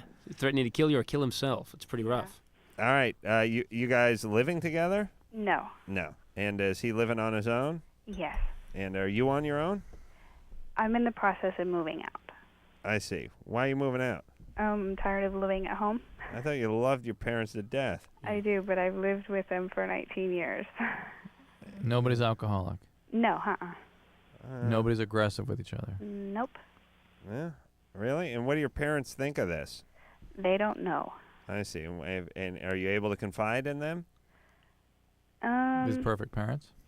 About certain things I can, but certain things it's better that I don't. Hold on a second. See, this is what I'm getting to. Yeah. My parents are perfect. Everything's great. Moving out. Why? Gotta get the hell out because I can't talk to him. I Wait a minute, hold on. Can't handle them anymore. 19 years is enough. It's like, all right, well, can you talk to him about this boyfriend that's threatening your life? Certain things are better left. Yeah. Said to there's my some parents. problems. Yeah. That ain't. Hey, Angela. Uh-huh. Seriously, what's up? I mean, I'm not saying your parents are, abusing you or anything like that, but the relationship maybe isn't the way you portrayed it. Yeah. I mean, you have some issues with them, right? Yes, I do. What are they? I don't like the way he is. He was a different person when we first started leaving. No, Angela, Your parents. dad. Oh, Your my mom. dad? Yeah. Why can't you talk to them? There's certain events that have happened that make you want to move out. What are they? Because I'm the only child, and so they're very protective of me at some over certain things. Did you have an eating disorder one time? No. And why can't you talk to them about this situation? Because I'm scared that they're going to do something. Maybe like protect you from this guy who wants to kill you? Those It's bastards. Not necessarily that. It's the fact that my dad is very, very protective, and he's you'd have to know my dad, but he's... Does he have a temper? Yes, he does. I thought you said he wasn't aggressive. Yeah, he's a good He's man. not aggressive, but he does have a temper. Well, what's the difference? I don't know. How have you seen his temper? Well, like at work. And he's a musician. He's blown up a couple times here at the house, but I mean, he doesn't hit anybody or any, he... Does he threaten people? People that he works with are, Angela, do you see that seeing an aggressive, violent person in your dad may be what triggers you to go look for that kind of person in a partner? I don't know. Well, we know, because that's the first question we ask is, why is this familiar? Why'd you get hooked up with this guy? It's not like your dad's as bad as this guy, but your dad is not normal. A little bit explosive. It's not normal for there to be this sort of violence from a father, especially in front of his daughter. What kind of musician is he? He's a drummer for a band. Oh, yeah. There you go. Yep, Buddy Rich. I knew it. You ever hear that guy chew out his bandmates? Jimmy Krupa. What kind of band? They play different kinds of music, mostly like... Oh, hold on a second. Different kinds? All right. Mostly different kinds. I'm ready to take a guess. I'm ready to take a stab. I think I got narrowed down now between Iron Butterfly and Jules and the Baja Marimba Band. All right. What kind of music? They play like Santana, stuff like that. I see. Yeah. I see. And he makes a good living? Yes, he does. And he doesn't do drugs or alcohol? No. A little booze, maybe? Yeah, he drinks occasionally. Oh, my God. All right. No, wow. yes. As the layers of the onion peel away. If we had another 20 minutes, we get to the fact that he, killed a hooker in front of her. And so he's burying the bodies in the backyard. He buried one body. All right. So, listen. It's no wonder you got hooked up with this guy. You got some issues with Pops. Right now, here's what you need to do. Okay. You need to break up with this guy. I would stay at home until I was done breaking up with this guy. Okay. I would explain to him what a maniac my father is and how he's basically got his gun loaded and is pacing by the front door. He also has he's sharpened his drumsticks, and he's like a ninja with those things. And tell the dad. And if you hear one thing, you just tell this guy, if you hear one thing about anything, you're calling the cops immediately. And you've got to lay down the law with this guy, all right? Okay. All right. Oh, people, it's so frustrating. But do you see that? Does she see the connection though? We're sitting here and people will actually just expound exactly why they're with this guy and about her father. And do people? I kind of want to stop and go. Do you see the connection, the parallels? I didn't hear like it's so obvious. No, but she didn't know. You can be right in the middle of it, and not see it. She needs that insight to see. Oh my God. Yeah. This is my father. Except he touches me. But this is the point of the show: is to help people sort of step back and look at that, and they make better choices, which is what. I mean, they're sort of automatically set into this pattern of behavior that if they don't see it, can't step back and be objective and then make choice. All right, let's talk to Brad. Brad is 17. Yeah, hello. What's up? I got a pregnant girl, actually, pregnant ex-girlfriend. Yeah. And she's going through those hormonal problems. Yeah. And she gave me the boot about 3 or 4 times. And She's what? I think he said the boob, but I think he meant the boot. The boot. She gave me the kick, you know. Yeah. And so I mean, it's like back and forth, off and on, and I don't know what to do. How old is she? She's 18. Uh-huh. How far along is she? She's about 4 months now, going on 5. She's pregnant with twins. Oof. Women can, particularly with multiple parents, Huh? Women can feel very vulnerable, helpless, and unpredictable. Well, no, in need, and boy, it can make. But them feel I mean, this is your ultimate nightmare. You got a 17-year-old is named Brad, as daddy to your twins, and who has no tools to deal with this whatsoever. Who's actually pissed off at you because you're going through your hormonal swing. I mean, this is why 17-year-olds Shouldn't make get bad pregnant. parents, Yeah. right? Are you planning on staying with this girl, Brad? Well, I don't know. She told me herself she doesn't love me at all. I mean, it was just like, I don't know. It was just a thing, I guess. Mm-hmm. Does she want to give the kids up for adoption? No, she's having them. No one's taking them away from her. Why? It's for good, you know. Why? They're hers. Yeah. See, Brad, it sounds like you're in the test area right now. She's giving you the, quote, boot. There's a test thing. You got to hang around. You got to love her. She's going through a lot of changes right now, man. You got to hang. See, I'm like the whole thing here. Sounds like it. I try and hang in there, and it's like you get nothing. It's nothing. It's like give up. I don't want you. And so mainly I'm like the piggy bank now. She's wondering if I have the money, if I'm going to get the money, if I'm going to support the kids and everything. So. Well, what are you doing for money at 17? Well, I just moved to Sacramento, so I was looking for a job. I got an interview Wednesday. I'm going to be doing a night shift, making $10-14 an hour. So twins. Oh man. Yeah, I'm still in school too. Got another year. All right. Hey, Brad, you got to pull out, but next time, buddy. Yeah. You just, I mean, it's amazing. It's Morning amazing after pill. what. The thing that's interesting about life, how, and I know this sounds just horribly cliche, but we've all had unprotected sex. We've all driven without our seatbelts on. We've all been in situations that could potentially have changed our life in a heartbeat, and didn't.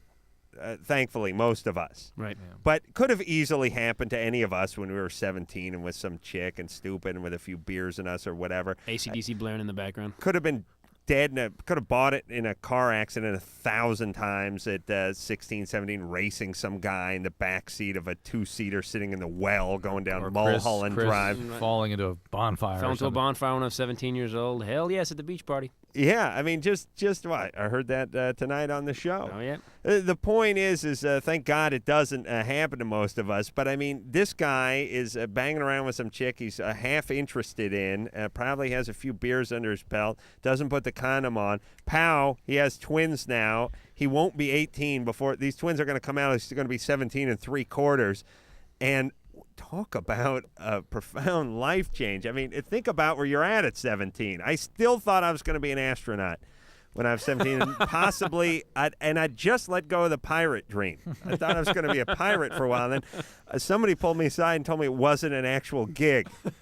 I thought it was a gig, I didn't know what they made now. I don't know if there's a union, but I can't imagine having twins. And then imagine this guy, when he gets to be our age, he's going to have a couple of 19-years-olds or 17-years-olds or whatever. Up a 17-year-old with twins. But then, he's going to have some insight to that little situation.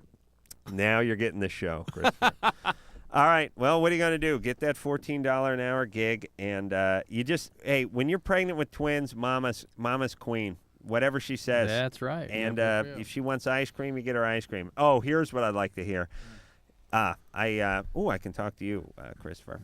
I want more. There's certain things I think are missing from television. Pickles and ice cream. Pickles and ice cream Yes, jokes. yes. I was talking the other night about quicksand, not seeing any of that. No, not in a while. Talking about the... Not since Land of the Lost and the Sigmund Both of those Sigmund things. And the Sid and Marty Krofft. And the sea monster. Yeah, that was how, every episode had the quicksand up thing. How high were Sid and Marty Krofft when they were putting together all that Lidsville and the Hoodoo Guru and HR Puff and stuff. HR Puff and stuff. Those guys must have been just flying on mushrooms.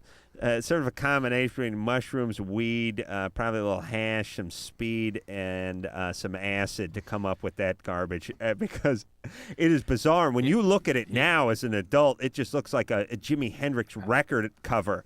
I mean, it's just a mess. How about the guys that bought it, distributed it? Yeah. They must have just been doing. It's like they must move a pile of coke to one side of the table so they could look at the Bible on the thing. All right. Are we going to take a break? No? Sure, yeah. Take one more? Yeah. We're going to leave the guy hanging. We're done. We're done with the 17 with the twins. There's nothing we can do about it. Nice. Well, listen, you got to do whatever you got to do for her. She's pregnant with twins. That's you got to it. take responsibility, man. Do what you got to do. All right. We'll talk to James when we come back. His 15 girlfriend bit him during oral sex. Now he has bruises. Will it be okay? We'll tell him after this. Yo, LoveLine will be right back, homie.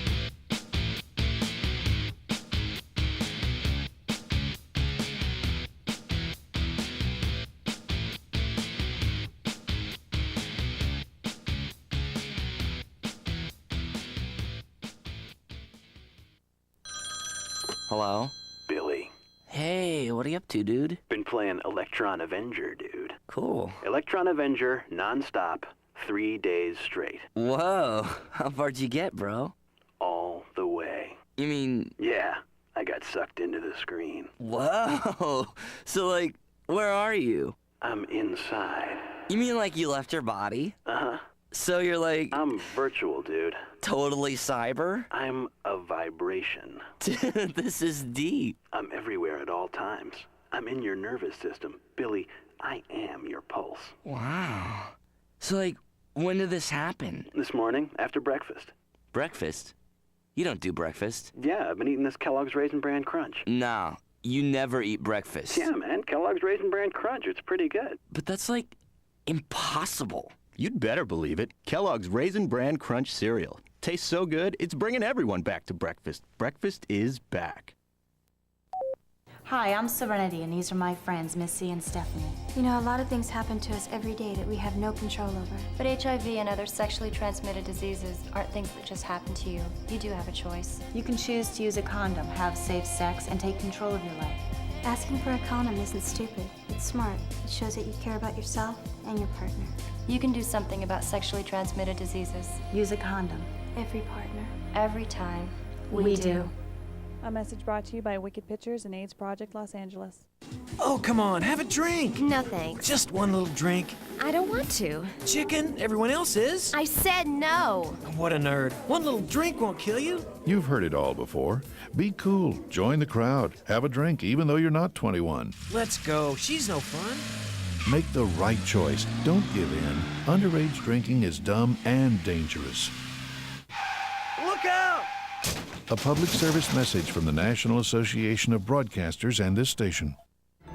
Somewhere in our community is a mother whose drug abuse once left her unable to care for her kids. There's a father, too, whose alcohol use drove his wife and children away.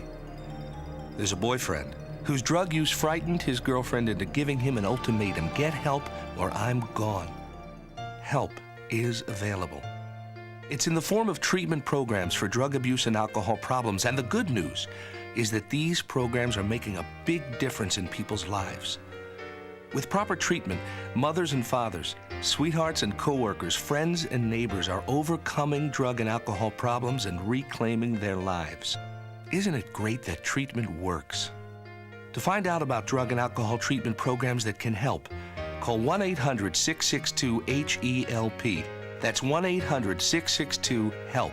There is help, and it works. A public service of this station and the Center for Substance Abuse Treatment. Dad, I don't think our campfire's totally out. Are you kidding me? I know when a campfire's out. Did you drown the fire with water and stir it with a stick? No, it's out. We don't have to. Who said that? Frank, it's a talking moose with sunglasses. And a bunch of singing and dancing forest animals. We know we can count on you to do what Smokey says. And when your folks desire to build a fire, clear brush and branches away, and keep water nearby like you oughta. Okay, I poured water on the fire. I stirred it with a stick. Everybody walked slowly toward the RV. Dad, these are just Smokey's friends. Only you can prevent forest fires. Frank, it's Smokey. Nice hat, Smokey. Want the rest of my peanut butter sandwich? Dad! Visit Smokey at www.smokeybear.com. Brought to you by the USDA Forest Service, the National Association of State Foresters, and the Ad Council.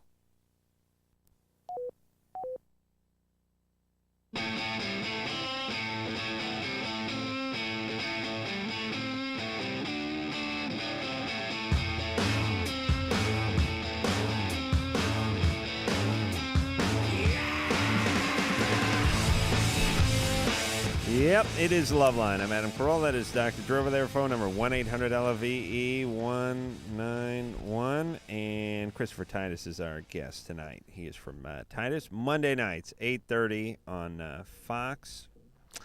Story about, well, it's a sitcom mainly about, well, not mainly, solely about your life. My and screwed up life. How much of that is true? Mom in and out of mental institutions since I was a little kid. You know, I'd actually go, like, visit her.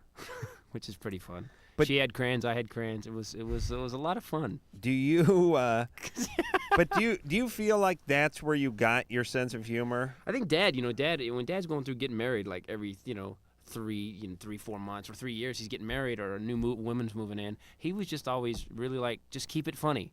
And around a little kid, he was a single father. He went to court for it. He kidnapped me from Detroit. The man flew out. My dad was sending child support to my mom. And my mom was actually going, the checks were coming back cashed by the Green Guinea, tavern. What the hell is this? So what happened was my dad goes, "Where's my kid?" And Mom says, "You're never going to see that kid again." Well, she had sent me to live with my great-grandparents and basically had told them, Ken's not sending any child support. But Dad would never miss a child support payment. So he found out that I was in Detroit and got on a plane like instantly, went to go get me. And he's on this plane he's telling this guy, "Yeah, Mom, I'm going to go kidnap my kid, man. She's a bitch, blah, blah, blah." And the guy goes, "Wow, that's an interesting story." He goes, "I'm the Detroit Metro District Attorney." And my dad just, soiled himself right there in the airplane seat. And then the guy was going through a bitter divorce, and he goes, "Here's how you take the kid." Oh, my God. And he basically laid it out for my dad how to extradite me from Detroit, and they couldn't bring me back. And wow. So he did it, man. He did it. And as effed up as your dad may have been, that's a love right there. Right there, man. I mean, you may have dumped a milkshake on your brother and shot us with BB guns. Shot you with a BB gun, and maybe he just brought you back so he could torture you. But I mean, that is the kind of thing. I don't know, Drew. Would your dad have done that? You know what a ticket to Detroit cost? Exactly, especially in those days. Drew's dad is so cheap. Yeah, but if Drew told the story, it'd be like, "My dad took a bus to Detroit. It took forever. He went on the Cannonball Run with Brock Yates. He hitchhiked." Jesus Christ! I saw that Cannonball whatever part number 5. Yeah, the other night, and just watching a drunken Dean Martin kind of stumble his way through.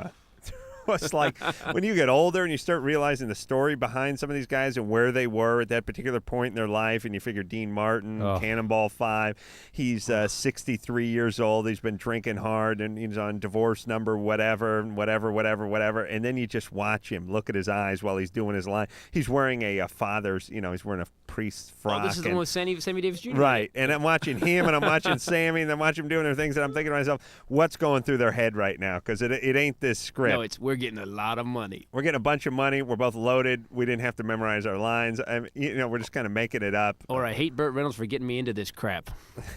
That was so we need some sort of, pardon the pun, vehicle for big celebrities who are well past their prime, which I don't think we have today. A series of movies. You know what I mean? Yeah. Where we could take who would be the equivalent of Dean Martin and Sammy Davis Jr. and Burt Reynolds and guys of that ilk 15 years ago. For today, though. Who are today's, Sammys? Who are these guys from today? So we get Hasselhoff. We get... but even Hasselhoff's like a little too young. John Ritter. He's not drinking enough. Ritter's not boozing enough either, and we're not big enough stars. Charlie I mean, Sheen. There were sitcoms. Instantly, Charlie Sheen's in. Yeah, but sitcom. See, Sheen needs another 10 bad years, and then he can resurrect his career with these things. We did a photo shoot with Charlie Sheen on his. He has a hangar full of cars. We did for the magazine I write for. Yeah, cause you write for a Hot Rod? Yeah, no, Good Guys Rod and Custom. They do some events and stuff, and I run a humor column for him. And we did a thing, and man, this was like 2 weeks before his dad turned him in. Right. And you know, Charlie, if you have to listen, he looked like a vampire. He showed up to all these Hot Rod guys were all wearing Hot Rod T-shirts, and he showed up in blue satin pajamas and a fedora. And I felt bad for the cat because you could just tell he was really thin and just, I mean, it was cool. He was the nicest guy and funny. I go, you know, we're going to do the cover of the magazine. We like to kind of make fun of all your tabloid, you know, exploits. And he looks at me and he goes, what tabloid exploits? And all of a sudden, man, just the icy fear in my stomach that his big bodyguard's going to kill me now for bringing it up. And then he burst out laughing. So he really had a great sense of humor. Good guy through all the drugs and whatever. He's really like a decent cat. They have a lot of nice cars. Oh man, some stuff he didn't even know. He's got a.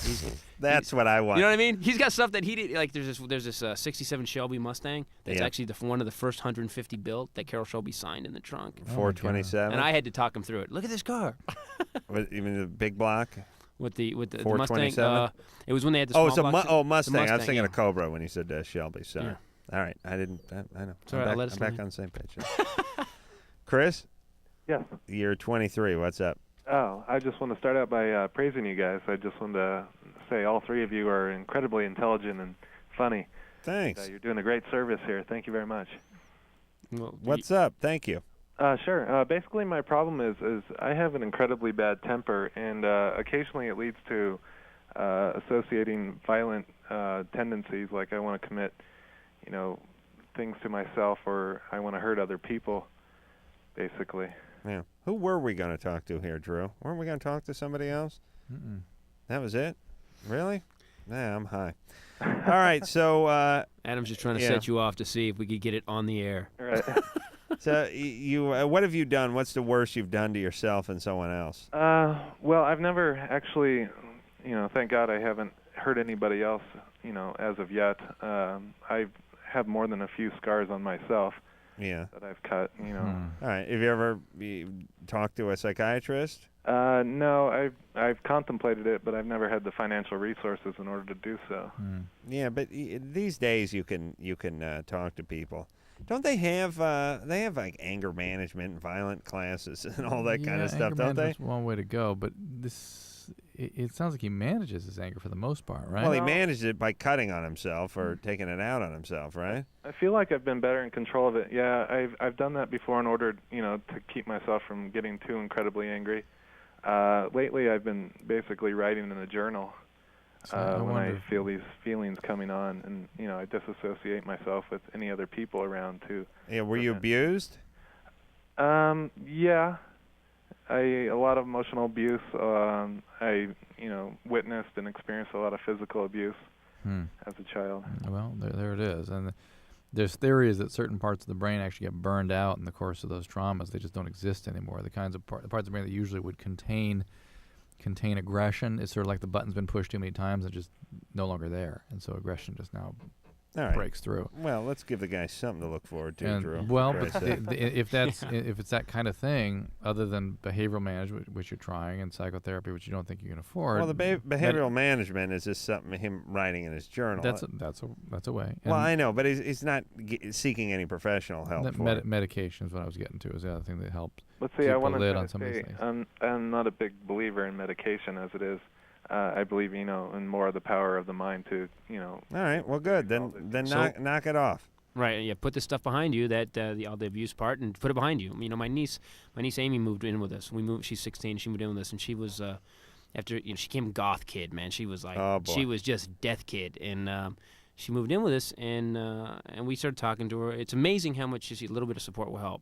You know, a kid, and she just blossomed, and we found out about 6 months in she'd been molested by one of her dad's friends, and we talked about it, and basically she decided to make a choice and put it behind her. And now when it comes up, and so because you really can't, the stuff of your life, you keep putting your past in front of you all the time. Now she recognizes it, and notices that's why she's reacting to whatever she's reacting to, and she stops. Is she not goth anymore? She's not goth anymore, man. Good. She's a full-out skate kid. We got a half pipe in the backyard that I built, and Did she's you happy. really? Oh yeah. Yeah, 16 by 32, baby. Wow, it's a good size half pipe. That's right. Why? Well, it depends. You got to bend it, right? Yeah, you got to bend it. Yeah, half-inch, 3 layers of half-inch. Oh, you just go one layer at a time, and that's how you get that radius in there? Right. Well, you have to cut the radius.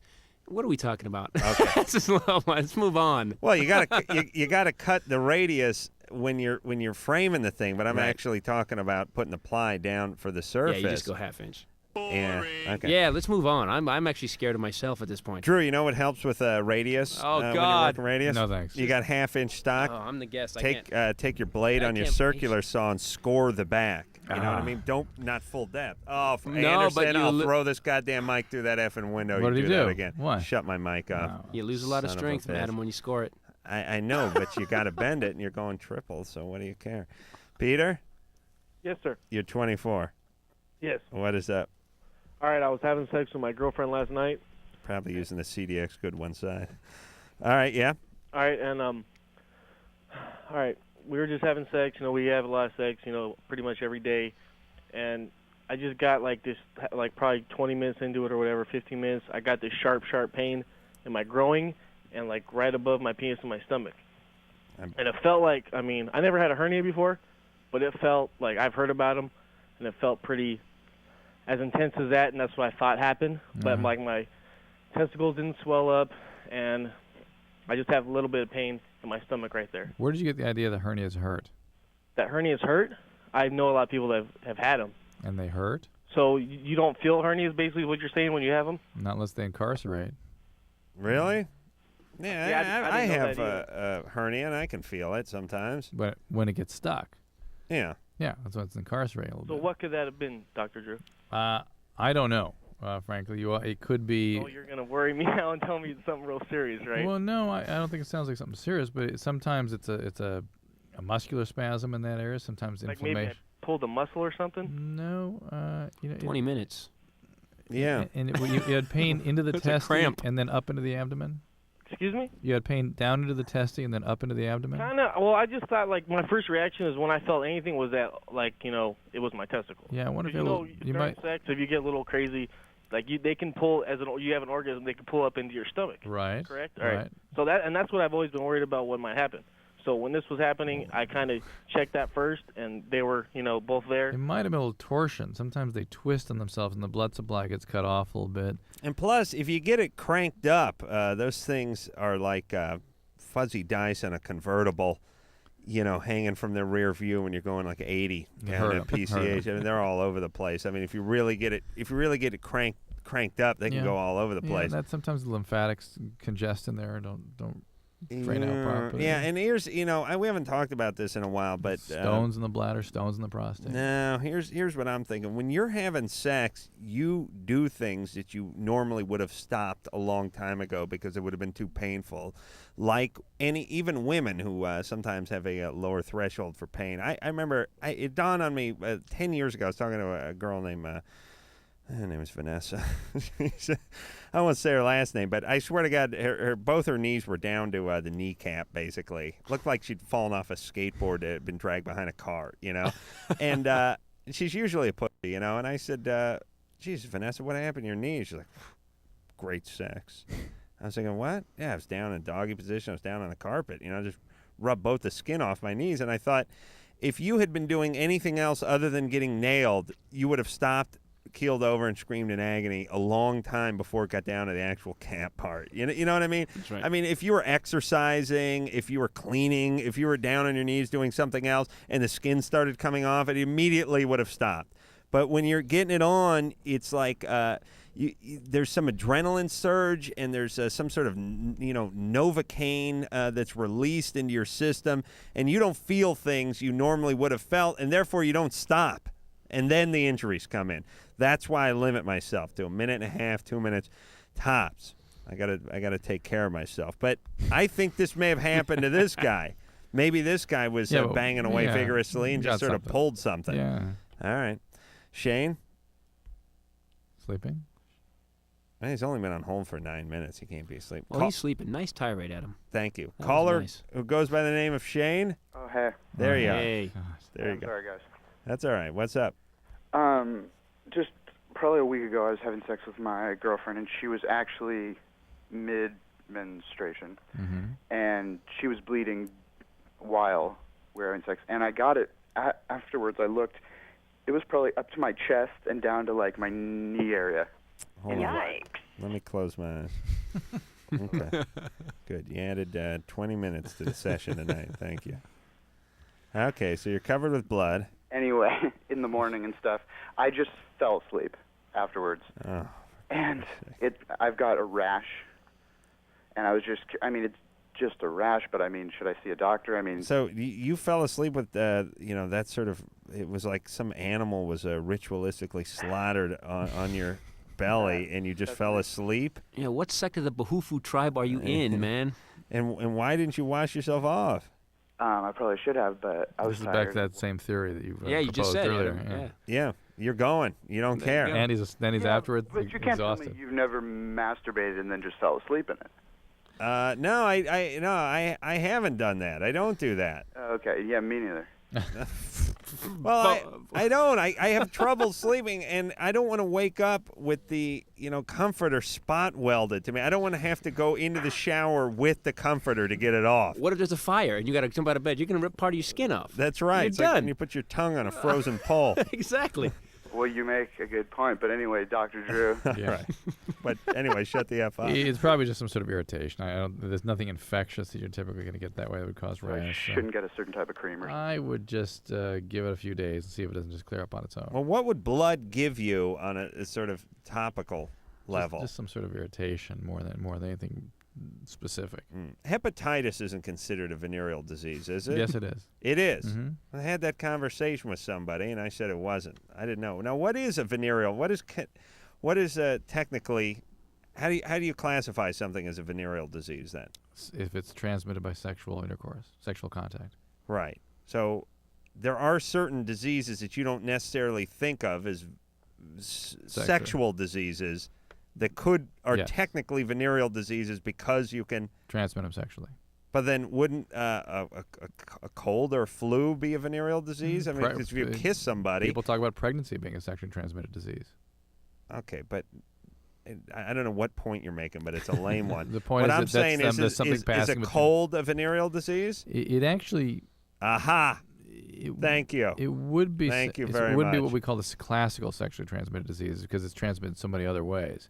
Right. But what about hepatitis? Is that a classical one? No. Okay. Thank you very much. But is a serious tuberculosis could be translated that way? That's not a venereal it's not disease. because of sexual You go transmission. back and read a book. You don't know anything, Sally. No, it's not because of sexual I'm transmission. right as usual. Which is what? Which is you can get many different diseases that aren't technically venereal diseases By through intimate contact, but not primarily through sexual contact. But so any Adam, any communicable disease when you're with somebody can be passed would be a venereal disease. Well, it would be sexually transmissible. There you go. But not its primary mode of transmission is not sexual contact. Well, hepatitis B and C, a primary mode is sexual contact. So you are right, Adam. Sort of, Sally. Like, I don't feel very it's right. like HIV. HIV is other ways than sexual contact. Right. But it's primarily sexual contact. I didn't even know if that was a venereal disease. Well, venereal is not a term that's really used anymore. It's sexually transmissible. Thank you. Sally? Yes. You're 30. What's up? Well, I have a question. I have a boyfriend that would like for me to perform anal sex with him, strap on a dildo. Nice. And he's a straight guy. Right. And I wanted, is this common for men to want to have their prostate to be pleasured at 40 years old? Yeah, your prostate should be sore at 40. Hold on a second there, Sally. We're going to take a break. Hold on. Show of hands. Who's had their prostate stimulated via a strap-on dildo in this room? Everyone's hand went up. If you're going to get specific. Hold on there, Sally. We'll get to Shoot me in this. the ass and then bang me in the ass. Oh, please. It's just everything I say comes back to haunt me. All right, we'll take a little break. Christopher Titus, our guest tonight. When we come back, we'll get to the strap-on situation after this. Once again with it. LoveLine. LoveLine with Adam Carolla and Dr. Drew. We'll be right back before you know it.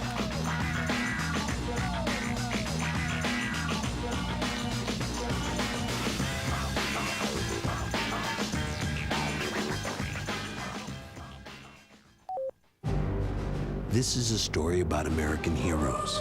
They changed quite a few lives last year.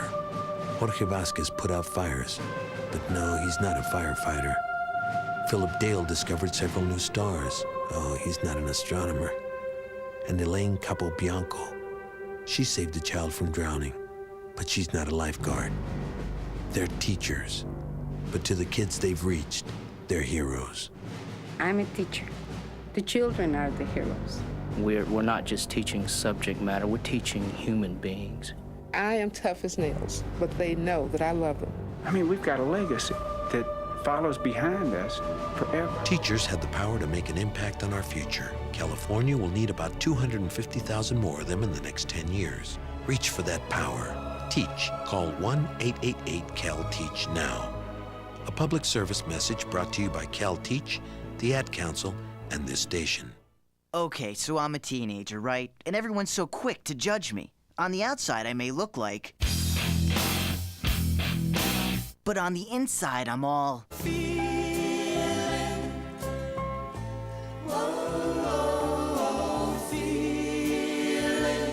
Just because I look like... doesn't mean I act that way. In fact, I'm actually involved in crime prevention. That sounds more like this. It's really a great way to convince adults that while you may be looking, you're really thinking. Call 1-800-722-TEENS to find out how to make your community a safer place for everyone. Get involved, get the number, and call 1-800-722-TEENS. A public service message from the Crime Prevention Coalition of America, the U.S. Department of Justice, and the Ad Council. Evening, folks. I'm Vince. And I'm Larry. We're the crash test dummies. We'd like to entertain you with a little song. Only one thing. We can't sing, but we're here with someone who can, with a song for the little ones. Ray? Mr. Charles? On the big highway of life, there's only one safe place for kids. Backseat, baby. The front seat's not the place to drop out. Baby. Put that booties in the backseat. Backseat, baby. Airbags and kids should never meet. I'm here to remind you to put them behind you. Raymundo, do you mind if we try? Oh, look at here. Backseat, baby, better buckled in the back. Backseat, baby. Baby faces stay intact. Larry, wow. yo, Larry, maybe you should keep your day job. Ow, that hurts. Not as much as our day job. Backseat, baby. To stay alive even when I drive. You could learn a lot from a dummy. Buckle your kids in the back seat. A message from the Department of Transportation and the Ad Council. Dear Jim, I just wanted to tell you the things I love so much about you. Like your pasty white belly and how it fits in those tight shirts that my friends think you shouldn't be wearing. I love how you do that thing where you mash 4 slices of bread into a massive ball of dough and stuff it in your mouth. That's so adorable. And what about when you tell those same jokes from reruns that you've seen over and over again? They make me laugh every single time. Other guys play sports or go running or do something outside, but not you. You're different. Guys, rest assured you will never in your life meet a girl like this. P.S. I can't wait until we cuddle in front of pro wrestling all day this Saturday. I hear it's a steel cage Texas death match. Get some exercise. Get up. Get out. A public service message brought to you by the Ad Council and the President's Council on Physical Fitness and Sports.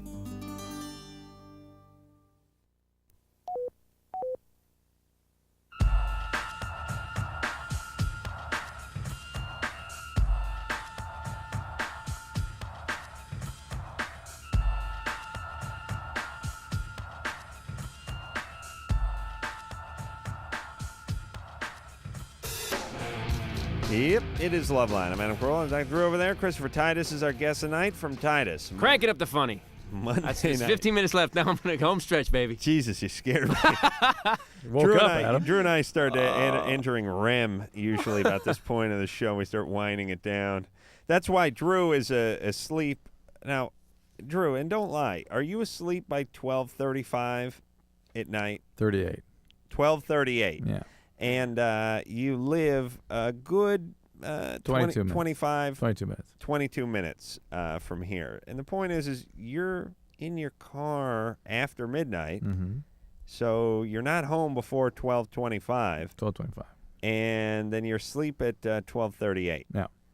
Now, here's what I want to say to you, and I know you got to get up early in the morning, and this is all your schedule and all that kind of stuff, but don't you need that time, that you time? I mean, the most precious part of the day for me is when I come home from this thing after a hectic day, and I sit down and I just slip my hand down my pants, and I turn on the TV, and Chips is on, and I pour myself a beer, and I just sit there for like an hour doing nothing. I would be unconscious. That's a bad picture. Larry Wilcox on the TV and you with your hand in your pants. That's just a weird picture. You scared me. I don't start moving the hand until Grossman comes on. Or who was the guy that worked on the bikes? The weird, really tweaky guy. Yeah, it's always, the 70s had it down for TV shows because whether it was, Magnum P.I., had Binzer, who was not Magnum P.I. Vegas had Binzer, which was Dan Tana's sidekick, and on Chips they had Grossman, who was kind of the slob Jew guy, who was on there, and it was like, here was the strategy. It was, here's what we need to make our two stars look better is a really out of shape Jew in ill-fitting clothing to stand next to them, slightly balding and sweating a lot. Right. Yeah. Right. Ponch looks so hot now. If you look at that, if you watch Chips, you'll see that Ponch's shirt was tailored. It was sucked in the back. It was starched. It was pressed. It was pulled. I mean, it was like body contouring. And then Grossman comes pulling in, and he's wearing a beige poncho, and his guts hanging out all over the place. But then maybe he had a serious episode. He had a special episode of Chips where he actually had a family or something, and then they had to get that other guy that worked on the bike, so that they Ponch wipe a booger on him every episode. It was horrible. That one little the guy's 4'9" and has a curly hair. Hey, Ponch, knock it off, you guys. He said that a lot. Knock it off, you guys. He never wanted a monkeying with the bikes. Yeah. Oh, it was great. Sally? Yeah. You're 30 and your boyfriend wants you to put the strap on, huh? Yes. He wants you to don the dong, as my dad used to say. You've never done this with him? No, I haven't. Has he asked you to do things with your hands before this? Yeah, yes. And have you done that? With my hands, yeah, but I won't do the You won't mouth. do the strap on? Yeah. Mouth. What about your mouth? Where's the mouth come in here? Well, don't some people use their lips to stimulate it a little bit? You understand it's not a clown nose. I mean, you strap it onto your groin, right? You're talking about a rim job. Yes, I was talking about his yes. Oh, he's preoccupied. Man. Hold on. Sally, he wants you to get down there with your tongue, right? Yeah. Right. And But I can't. That's just too much. Right. And he wants the strap on, too. Sure, yes. Right. And you don't want to do that either, right? Well, I don't have a problem doing it, honestly, but I just have a concern on where he's coming at, and why is it that he would need this additional part to fulfill himself? I think that it's different. Yeah, and I know. He's giving you the creeps. As best he should. Yeah. And here's a safety tip. Before you come at him from the rear end, flip his skirt up so it doesn't get caught up in his rectum, okay? Can't even imagine where you have this conversation. Oh, I'm right? trying to imagine LoveLine. You mean with how your do you bring spouse. this up? I don't know, but Sally, things don't exist in a vacuum. They really don't. Like it's easy to sit around and go, hey, this guy works, he pays his taxes, he's a loving father, whatever, boyfriend, husband. He just happens to like this, but I don't trust that at all. He has some stuck points. Is he kind of a really obsessive guy, a really messy guy? No. Really super clean? Really clean, very organized. Super clean, yeah. Funny they call that anal. Yeah. And he's been single for a long time. He's 40 years old. you know? Yeah. Well, this conversation, maybe he was getting it out a little too early at times. Yeah. Right. Wait. How long you been going out with him? It's only been a few months. I see. Yeah. And it's very new, and it's something that I think is a very intimate thing. If that's something I'm willing to do, at such an early stage, and it's bizarre. Oh well. And my therapist is not specializing in sexual, behavior. Do you get into this with your therapist? I asked her about it. Yeah. Yeah, you should then tip her. I know that may be something you don't normally do, but like when a guy really does a great job detailing a car or something, slipping a 20, could you just, when you bring up the strap-on with the therapist, that has to be the worst goddamn 50 minutes of her life. Just drop her 20. We've gone into double time, I think, at that point. Yeah, Yikes. You're in golden or brown time. I don't know what color it is, but Sally? So I thought I'd ask the doctor, since he specializes in behavioral, sexual behavior. Is he giving you the creeps, Drew? Does this guy kind of give you the creeps? Yes. Not necessarily. It's not, as you said, it's not something that exists in a vacuum, but it's part of his personality, maybe a stuck point in his development, and it may not mean anything sort of in the global sense, but it means something. But here's the point. You wouldn't want this guy watching your kids, would you? No. Not if I could help it. No.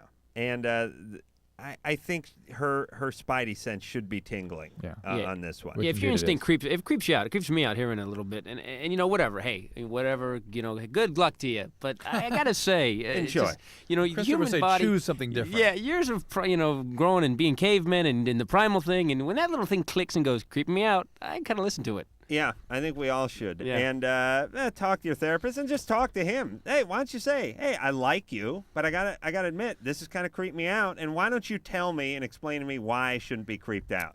There you go. Give me a valid reason for using the strap on, and I'll help you out. I'm there. I'm all about backing you up. We'll be back.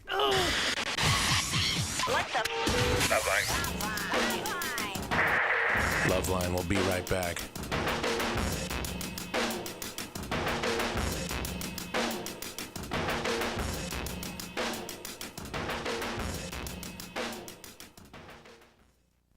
These are the sounds of today's kids.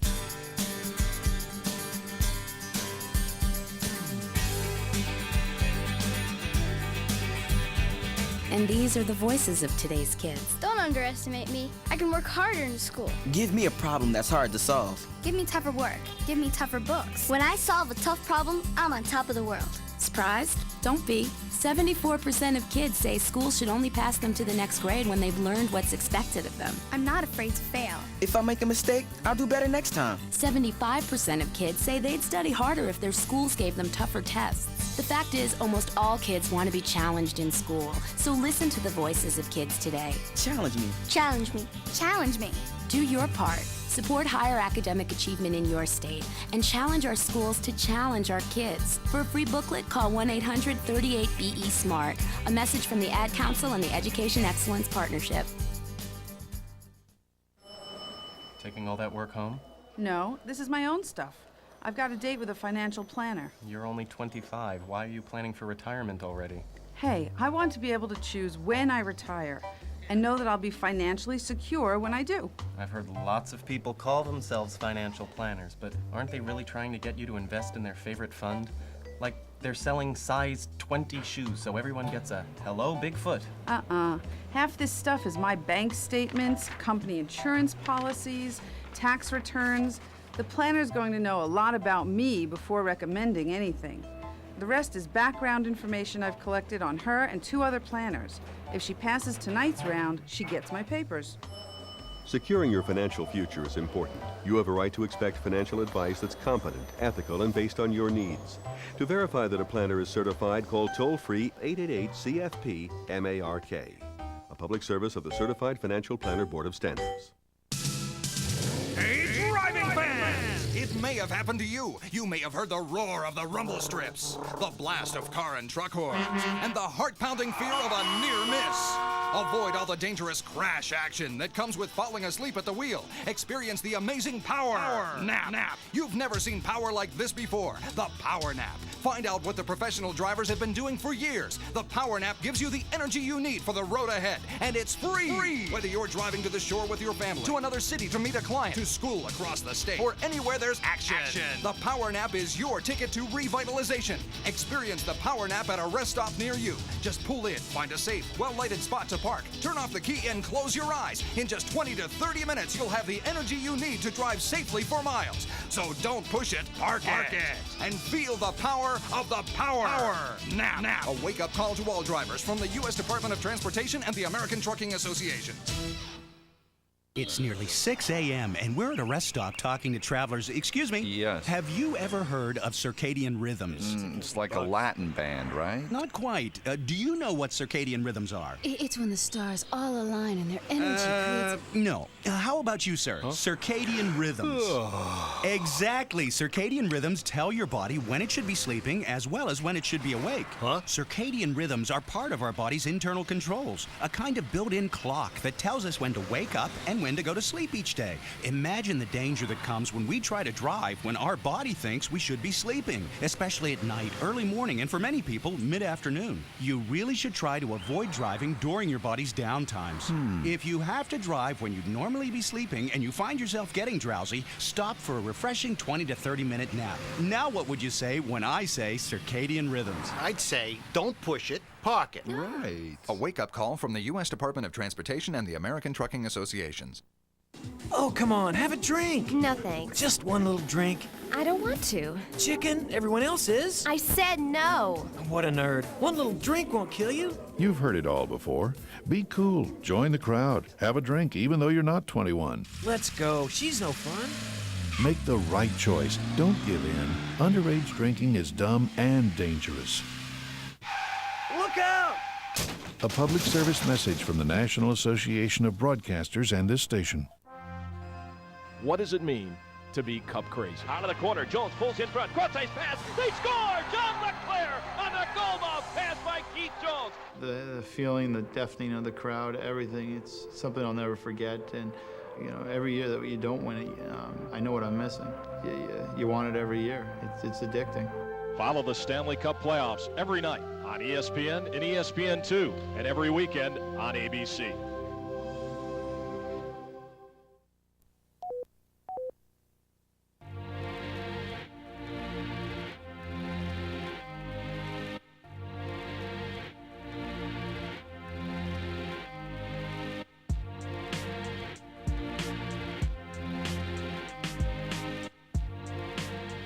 All right, well, that is it. Another fine episode of LoveLine in the Ground. I want to thank Christopher Titus for coming in and tell everybody who's listening, and those of you who aren't, you can tell people who didn't hear the show tonight, they should definitely watch Titus Monday nights at 8:30. It is LoveLine approved, and Christopher, it was nice meeting you. Thanks. Next Monday's a fellatio incident. You will watch next Monday. All right. 8:30, everyone, on Fabulous Fox. And again, thanks for coming in. What a blast. Thanks, guys. So until next time, it's Adam Carolla for Dr. Drew saying mahalo. The gerbil I put in my ass is acting strangely. Well, now. This has been LoveLine. The stuff expressed on LoveLine is not necessarily the stuff of the staff, management, sponsors, or anyone else, including Westwood One Entertainment. LoveLine is produced by Ann Wilkins Ingold. Now, please enjoy these birds.